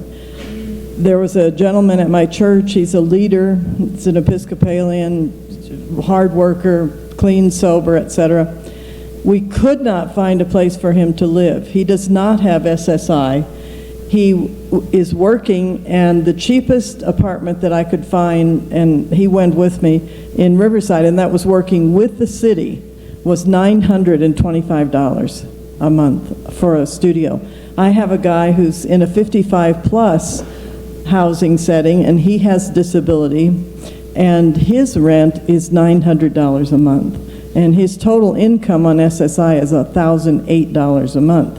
So for the first guy, I'm like, well, we've got to find a place for this guy to live. I can't let him live at the church because then I have code enforcement problems. So I went down to Richardson's to the travel trailer place, and I actually purchased myself with very little difficulty, and I'm not a wealthy person. I purchased a 28-foot travel trailer that was made in 2011. It was like spotless because it had been owned by retirees, and they gave it back because they weren't using it as much. My payment on it is $210 a month. which was amazing because I could house this guy, and I would pay for the trailer, and he would pay for the space rental, because space rental is $500 a month. Then I found out that you can't put somebody permanently in a trailer park, in a travel trailer. It has to move every 30 days. So I was like, what am I doing now? And now I own a trailer and I can't even use it. So I found a place, but I had to call 25 different trailer parks to do it. And I'm not even going to tell you where it is because I don't know if it's legal or not.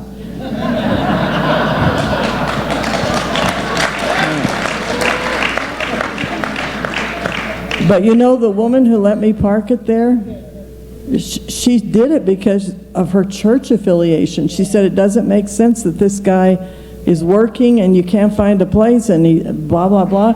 So we solved it for $210 a month, a perfectly excellent looking trailer park. However, there's another little code enforcement caveat, and that is that you can't park it there if it's more than 10 years old. So all I'm saying, with all the leaders here, if we could get some little exemptions from code enforcement for some of these, I'm not saying you have to change all the rules forever, but for some of these case by case, it seems like we could really house some of these people for a lot less than it's costing now. I'm going to house 50 people on our property, God willing, for an $18 million building. But think how many I could house at $210 a month in a decent travel trailer, not a broken down travel trailer. Anyway, that's my 2 cents. Mayor, I didn't hear anything you said. I don't know what you're talking about. Riverside was one of those places where I looked at the code enforcement. Well, I got some good news and some bad news. The bad news is you're breaking the law and you're sitting next to an assistant DA. That's why I didn't tell where it is. And God understands. But here, you want to hear the good news? You want to hear the good news? The good news is that we're so short on code enforcement right now. Don't take this out anywhere else, you know. You can, but like the jail cells being, you know, in high demand and in very few, we've got to let, you know, single murderers out instead of multiple murders. No, just, you know, of course I'm kidding, but yeah, and this again, a lot of it's just common sense.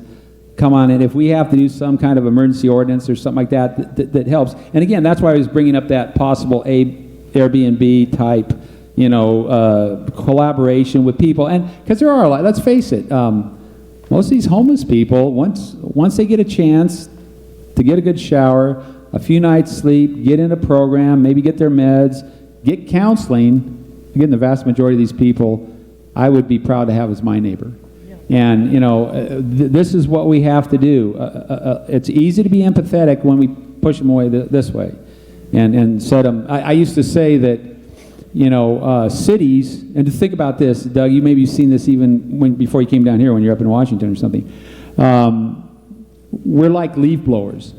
You see the two neighbors, and, you know, the fall comes and the leaves are all on his driveway, and he's blowing the leaves right back over to his neighbors. You know, and then his neighbor comes out and he blows it back over there, and that's what, you know, jurisdictions did for years. They just go through and they move them out and they go to the city next door, and then come. You know, it's just this back and forth, and that doesn't really accomplish a lot. That's all to try to make us look good. You know, I'm sorry. Real success is measured in some things that you can really put your foot on, and the people that are in the know up here, we know when we're getting somewhere and not. And so, you know, we do have to deal with the media. The media right now is very, very savvy about homelessness. They're not happy about a $700,000 per unit housing down in LA. I mean, who are the lucky few that get that or whatever this is? We need programs that give everyone a chance that's in that position to move up. So, again, I know nothing. Okay. I just wanted to put in a plug again. I heard you say a regional temporary housing. look at that model in Austin, Texas, community first. It is outside the city limits, so code enforcement is not a big problem. But it is so well thought of that it's getting all kinds of funding now from major corporate entities because it seems to be a really decent solution. And You got that, Mark? Yeah. Okay, good. Yeah, well, because again, people that are already succeeding, we need to go ahead and copy the successes. it's community first with an exclamation mark afterwards. Thank you. So I want to talk a little bit and hopefully answer some of the questions specific, why doesn't Banning have a shelter, or can we have one? Dysart Park, the Armory. I think the first thing I would say is, number one, we need someone to be the champion. And anything that our community is going to do, we have to have people get behind it and champion that cause. As far as Dysart Park, Dysart Park doesn't have infrastructure, so there would be a pretty significant cost to develop the infrastructure in the park to be able to support a large number of people. And then we get into the community process. Is that the right place? Do we want to take parkland and turn it into a place where we're housing homeless people? As far as the Armory goes, the city owns the land, the state owns the building, they have a long-term lease on the building, and they're not using it. So we have reached out to try to find out if the National Guard would allow the city to take that building back, and we can't get any help. We can't get an answer from them, an affirmative answer from them, I guess. So maybe that's something the supervisor's office could help, or the assemblyman's office. So we've extended that question, and that is something we'll see if we get an answer. The other issue with that is, as Supervisor Hewitt mentioned, we're going to have a NIMBY issue there because it is in a residential neighborhood and it's near a school. So we'll want to make sure that, again, we get back to that community process and we have champions and we have dialogue with the neighbors, with the community, to talk about where best can we put a homeless shelter. Or, I think, I'm not exactly sure what the, what is in Texas that you were talking about. I'll look at that. I'm familiar with Dignity Village in Portland, which has also been a very successful option or alternative for transitional housing. So we will be looking at those things, and as we mentioned, one of the questions we asked you is, should we have another meeting? What topics should we talk about? We're not going to just plop down a homeless shelter without giving it a lot of thought and raising a lot of money, but definitely we hear you, and we'll continue that conversation. So we have a few more questions. So I think I'll let you answer this. It's a question to the county people that are here. You talk of programs in Indio and Riverside. Noticeably missing is the pass. What about us? So we have talked about that, but if anyone has anything you want to add to that conversation. I'll start. I'm sorry I didn't mention the pass directly. I don't have, we opened up a really beautiful courthouse here in the pass. I worked here back in the 90s when it was the little tiny courthouse. I didn't get that pretty new courthouse. But our homeless courts service both. The pass is serviced out in the Indio area and in the Riverside. So they're not excluded by having it. We just don't have an extra branch, if you will. But it doesn't mean there's an exclusion, at least for the homeless court. All of the mental health courts, which provide treatment when people have a mental health issue that's related to their crime, they come into Riverside and we connect people with services here in the community and handle their cases. So it's not ignored, it's not pushed to the side, it's just handled not in the Banning courthouse, only because it's a fairly new one, and we can't, if we kind of weaken all the services by putting a little branch office everywhere, then we're not going to have that concentration. It's something that we'll always look to. We might be starting mental health court on its own in Banning if we can do that, and it kind of depends on the court's jurisdictional lines. There's a lot that goes into play there, but I didn't ever mean to say that Banning and Beaumont area or the Pass area is not subject to those services. Absolutely 100% they are. So hopefully that answers that part of the question for you. Okay, well, I can tell you that historically, the bulk of the money that comes from HUD has been coming down for many, many years. And it isn't about what jurisdiction is getting it, because it doesn't go to the city per se. It goes to the provider who submits the application. And so historically, the longest standing homeless service providers in Riverside County were, I think, Coachella Valley Rescue Mission and Martha's Village, which are like right next to each other in Indio, and then some providers up in the Riverside area. So what I'll say to you, and this is what I've also said to Blythe, is that you need to have somebody, your champion, but you need to have somebody who's actually going to apply for the money. And to apply for the money, you need to have a very solid plan. And you need to understand you need to get down into the weeds of what your outcomes are going to be. So your program design and all of that does take a lot of thinking and analysis.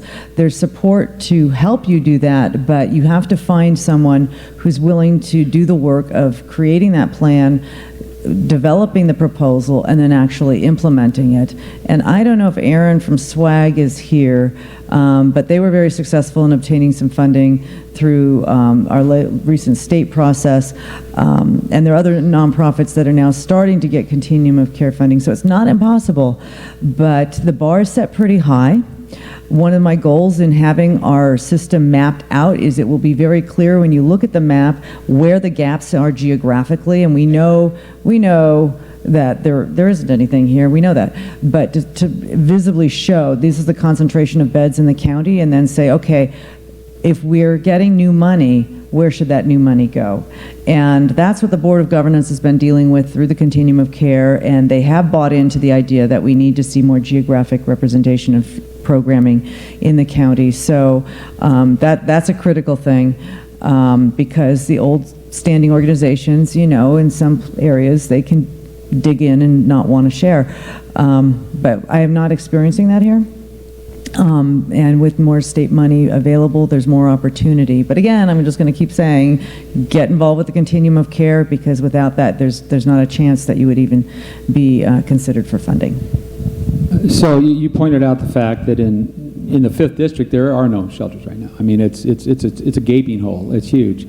And as I talked about earlier, we've seen our country go through horrible, horrible downturns, not only with the Great Depression, but the Great Recession more recently. But I'd like to point out that we're right now in the longest post-World War II boom that this country's ever seen.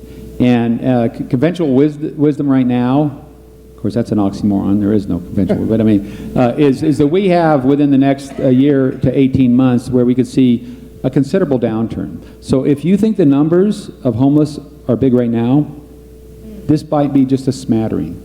And why it's so important, and the reason why I'm saying this, is that now with this emphasis, this focus, and what we're going to do is be using squeeze every favor we have out of everybody, the loudest voice up in Sacramento especially, but to get something started. And not only that, and maybe the Army isn't the right one, but we need to have something somewhere that we can add on to easily. Because once you have that infrastructure going with those beds, it's a lot easier to go ahead and add on, especially if it's in an area that has that ability, for increasing 2, 3, 4 times as large. We don't want to waste too much of our resources trying to get something that's going to be only that big and then not do much. So I think it's really important. Natalie has pointed out over and over again that it's quality over quantity. We can maintain quality if we keep those principles of continuum care and such going into certain areas. But if we don't get this started now, and as we know in government, everything takes so much time, There is a hurry right now that we need to get started right now, and hopefully before this downturn comes, well, hopefully the downturn's not too bad, but then also if we need to bump that up and, you know, make it a lot bigger to accommodate a lot more people, then we will have done our job as civil servants, I believe. Thank you. So let's see. We have a couple other questions here. We'll go with this one. We've touched on it a little bit. What kind of financial assistance is there for homeless from Riverside County? Well, first, I would say go to the local county Department of Public Social Services and see what benefits you would apply, you would be qualified for. In the last year, Riverside County has started providing general assistance funding to single adults, so that's a new resource. It's not a lot of money. It's just a few $100s. For families with children, there would be TANF. There's also the EBT cards that used to be called food stamps. If you're a veteran, we have veteran services. The VA would be happy to work with you to get qualified for your veteran benefits. And then, of course, there's Social Security for people with disabilities. That's a tricky process. I'm actually not that familiar with the doctors in this area, but you need to have a doctor who understands what Social Security is looking for. So they're very kind of picky in the way they consider those applications, and so oftentimes people with disabilities will apply for that money and they won't get it the first time around, and they have to go back and appeal, and it's a very arduous process. However, once they do get funded, they do get retroactive pay from the time of their first applications, so there's that. But those would be the starting points. We also have workforce development centers operated by the county for people who are really interested in working, and I would encourage you to go to the county website to look for that. There is an attorney, I don't want to get into advertising attorney names, but there is an attorney that we have worked with some of our people who were previously turned down for SSI because they didn't know how to package their application. So sometimes it's well worth a candidate who is legitimately entitled to help to be matched with an attorney to help shepherd them through that process. They do have a better chance, in my experience, of getting funded if someone could simply help them get all their medical records together, and they just can't do that on their own. If you're living in the park, where do you store your x-rays? You know, things like that just doesn't work. Okay. Thank you. So we did have an answer earlier, one of our speakers from the House of Opportunity, but let's see if we have anything to expand on. What housing options are available for formerly incarcerated? They often face job and housing discrimination challenges.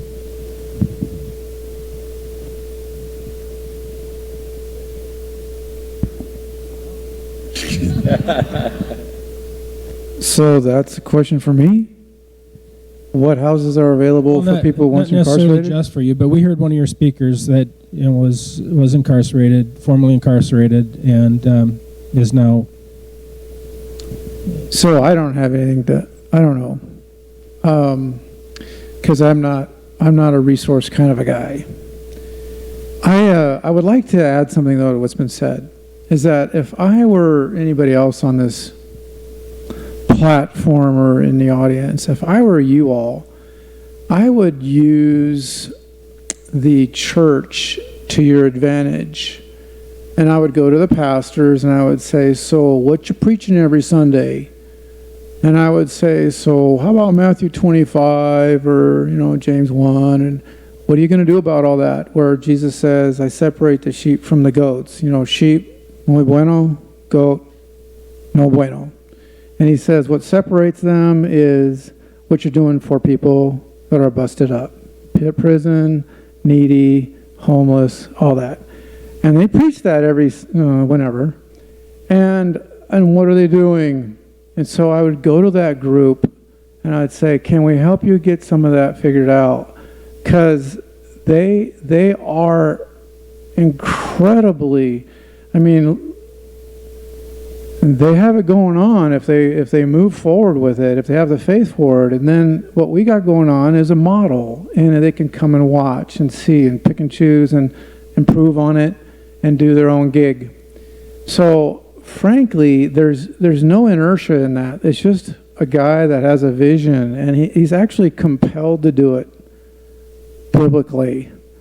And so you're asking the right person there, and then they take all the responsibility, and they might start a triplex, or they may start 2 homes or whatever.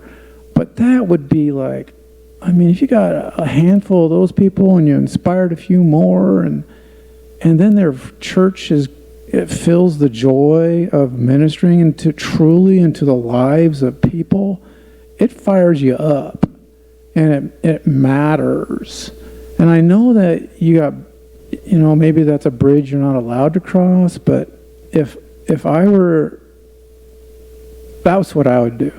If I were in your shoes or your shoes, and you talk until people faint, whatever you do, I would bust them up. I'd go into their office and I'd say, dude, what are you thinking? Can we help you get this done? Thank you. I like this guy. He just hit me on my bad knee, too. And there's very few people that I'll let do that. No. We talk about health care, and there was a big thing with Obamacare that dealt with people with pre-existing conditions. Unfortunately, we find that $900 studio apartment, which is under high demand, even though it's unaffordable for that one person from your church. It's still, there's a lot of people that want to come in there. So when you have so many people that want something, then the landlord can be picky. And what happens is first they look at your credit score, and you didn't pass your credit score. And if you've been homeless, there's a good chance that you don't have an 800 plus credit score. And not only that, but if you've done time for whatever reason, it could be any kind of crime. It could have been a victimless drug crime or whatever, but could be a felony. It's on your record, and they say, we don't want to take the chance. So, when Obamacare came out, they said you have to cover these people. You can't just push them out there. You can't just say, hey, especially when we say we want recidivism way down. We want to give people, once they've gotten out, we put them through, probation, give them a chance to get a job, a place that, if they can't get a place to live, it makes it kind of hard. Then they go back to a lot of those same habits that force them into their behavior to begin with. And so, yes, if I have to use biblical, God, now I got to read the Bible. That's going to be a tough one. But if I've got to use those or whatever it takes, like I say, our best partners are the people in here that have a little bit more latitude, because you are not directly part of the government. So you can get by with a few things. And we need to push this, and we need to get so many of those that are coming. I have, over the course of about 40 years, hiring people to dig swimming pools, it's not one of those jobs that people really like necessarily. I mean, I would tell them when they're coming in, they say, well, tell me about your job. I go, well, it's really backbreaking, it's dirty, you're going to be really sore when you get home every day, it's long hours, and you're not going to make very much money. Now let me tell you about the bad parts of the job. And so I was getting a lot of people that had come out of prison and such. And to be honest with you, some of them didn't work out. Not because they had been in prison, but they just weren't very good workers. But some of the best workers I had been in prison 1, maybe 2 times or whatever, and they loved having a chance. And they'd say, Jeff, you're the first one that's ever given a chance. I said, look, when you come in and interview with me, just be honest with me. Just be honest with me. Everybody deserves a chance. And so I think if we can get more individuals, more landlords, some other things, by giving people a chance. There are a lot of good people that need that chance, and I think we've got to use every angle we can. Okay, moving on to the next question. I've just got a few more here. Some of these are actually more statements than questions, so I'm going to skip over those. This one is, I believe it's a question, and probably for Lieutenant Avila. This individual says she has problems with people sleeping in front of a business. What can a business owner do if they have problems with homeless people sleeping in front of their business or on their property, business property? So we get a lot of those complaints, especially from the trailer parks, people visiting different areas and sleeping. What you can do is you can come to our police department. We'll get you a no trespassing form. And if those people continue to go on your property and sleeping after they're warned the first time, we will arrest them and take them to jail for trespassing. And as we've heard, yes, it's usually a ticket, but if they're a nuisance, we will go book them. And I know it's only 6 hours in jail, but it's something. Maybe they'll get the picture that, hey, I'm not going to go back to that place. Another thing is too with the homeless, including myself, I help the homeless, and I know a lot of you do out there too. But please be careful when you go and make contact with the homeless. They're not all bad people, but some of these people are unstable and they have guns and knives and all that stuff on them. I don't want to see anybody become a victim. And if you go and help these people, give them food or clothing, whatever it is, please take someone else with you and make sure it's out in public view, because you don't want to go look for these people behind the bushes, because you will become a victim, like I've seen. Thank you. Supervisor Hewitt, we already touched on this, and certainly with Natalie's comments and Deborah's comments, we addressed some of this, but I'll give you an opportunity if you want to add anything. What is the conversation with city leaders and co-supervisors addressing a cohesive plan to bring cities together to help families and individuals who are homeless? Yeah, real good question. And, as this has become something, like I say, coming in about 9 months ago, the homeless thing has been there, boom, boom, boom, boom. We didn't, being in Calamasa as the mayor there, Calamasa is a very small city. I think the point in time count was like 18, and that included the city council. We don't make a lot of money over there, but no, seriously, I think on the board, along with, they all understand it, my 4 colleagues. Natalie deals with each one of them individually. There's a lot of willpower on the board now to do something, and I think each supervisor wants to be a big part of that. I think I have a very good relationship with the 6 different cities that are in my district. Each one of them are totally unique. I have a fond spot for Banning here because I chose this for my campaign headquarters, got to know the city real well, totally realized that this city's a lot different than I always thought growing up. I mean, this city of Banning has upside and people living in it that are amazing, but it also has had more than its share of a lot of things that have come in there. And if it's going to be here in Banning, we will work that. We are going to do our best to get something here. We have to. But I think the relationships with everywhere from Menifee, all the way out to Banning, all 6 included, I think we can get some buy-in from them, even if it's not in there. If we need to get, funds that they would normally get or whatever to push in, this is going to help the entire area. And I don't know if anyone before this said, but at NACO also, county supervisors from Orange County, their vice chair, came up to us and said, how can you help us? We need to do something. We've got money. So I'm not saying that we're just going to, all of a sudden start importing and we're going to become, the center for Southern California for homeless, but at least there are some funding issues and stuff that maybe would give us over, and if we work together as counties, maybe we can accomplish some things that we couldn't on our own. Okay, thank you.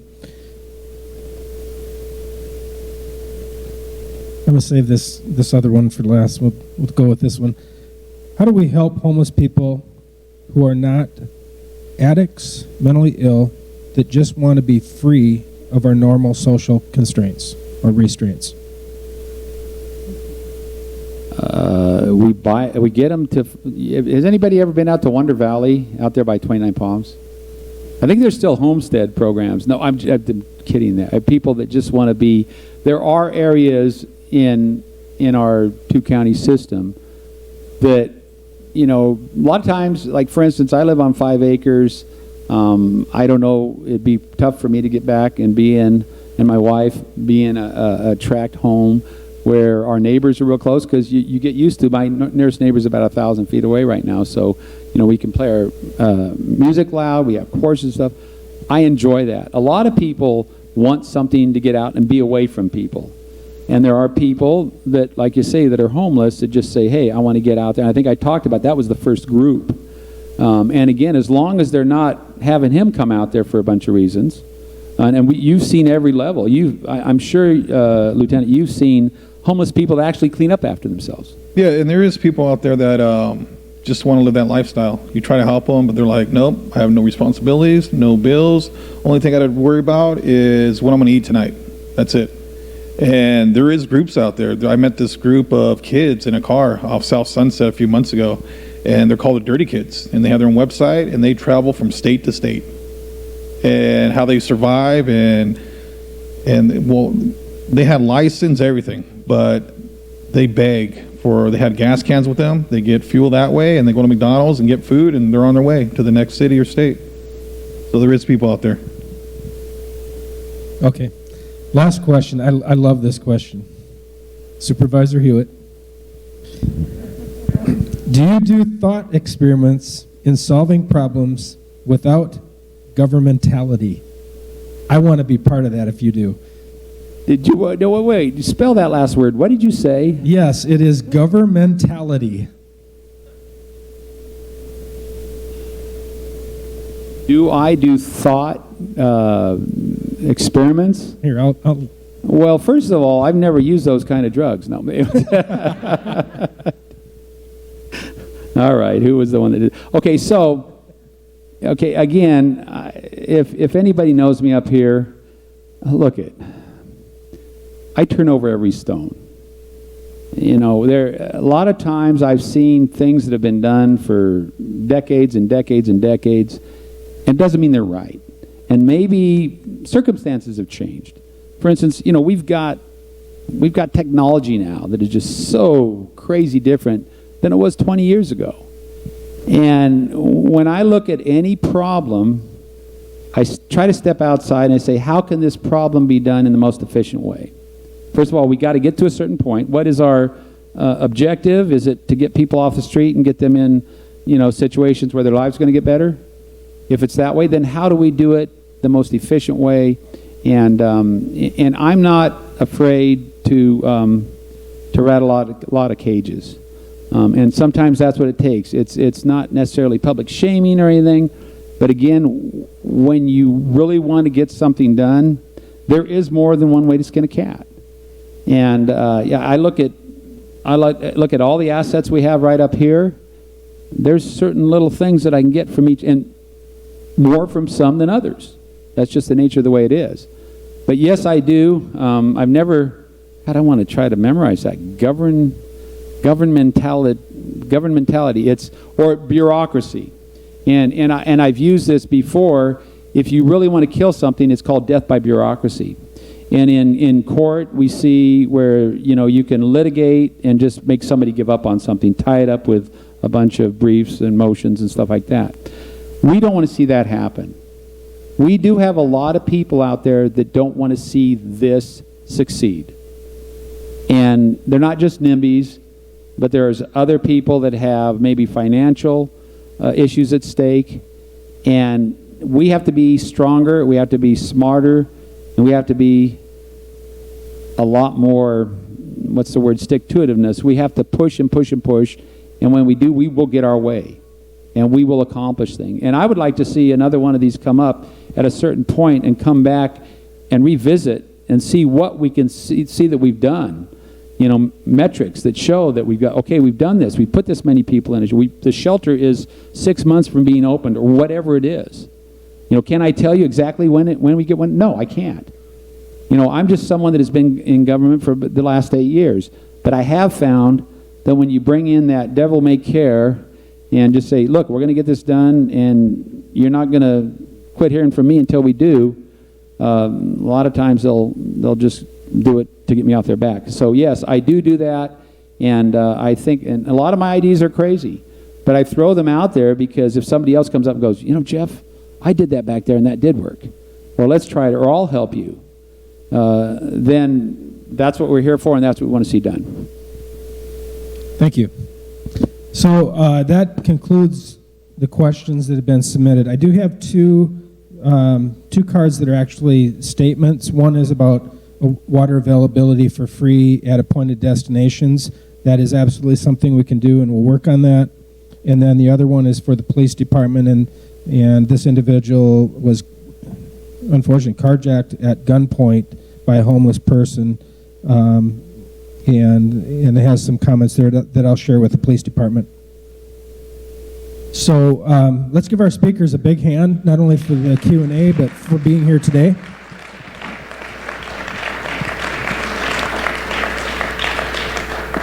Definitely a big thank you to each and every one of you. So you've heard them talk, reviewed some paper documents on your table, and hopefully have some thoughts of what you can do in our next steps in our community. We thank you for your time, and I hope to see you soon. I'm sure I will see many of you soon. We're a small community. Please make sure your information is correct so we can email you the information that we've gathered today. And again, thank you to all our speakers who spoke today, the volunteers who put this together, Mary Hamlin, BJ Staveness, Lori Sampson, Kevin Bowers, John Garside, and Debbie Franklin, the vendors who donated our refreshments, House of Decision and Side by Side Humanitarian, Sunrise Church, and Frank for providing our venue, and you, the audience, for your attendance and attention. This concludes our summit. Have a safe rest of your day. And let's all give Doug a big hand for hosting this and emceeing it. Thank you, Doug.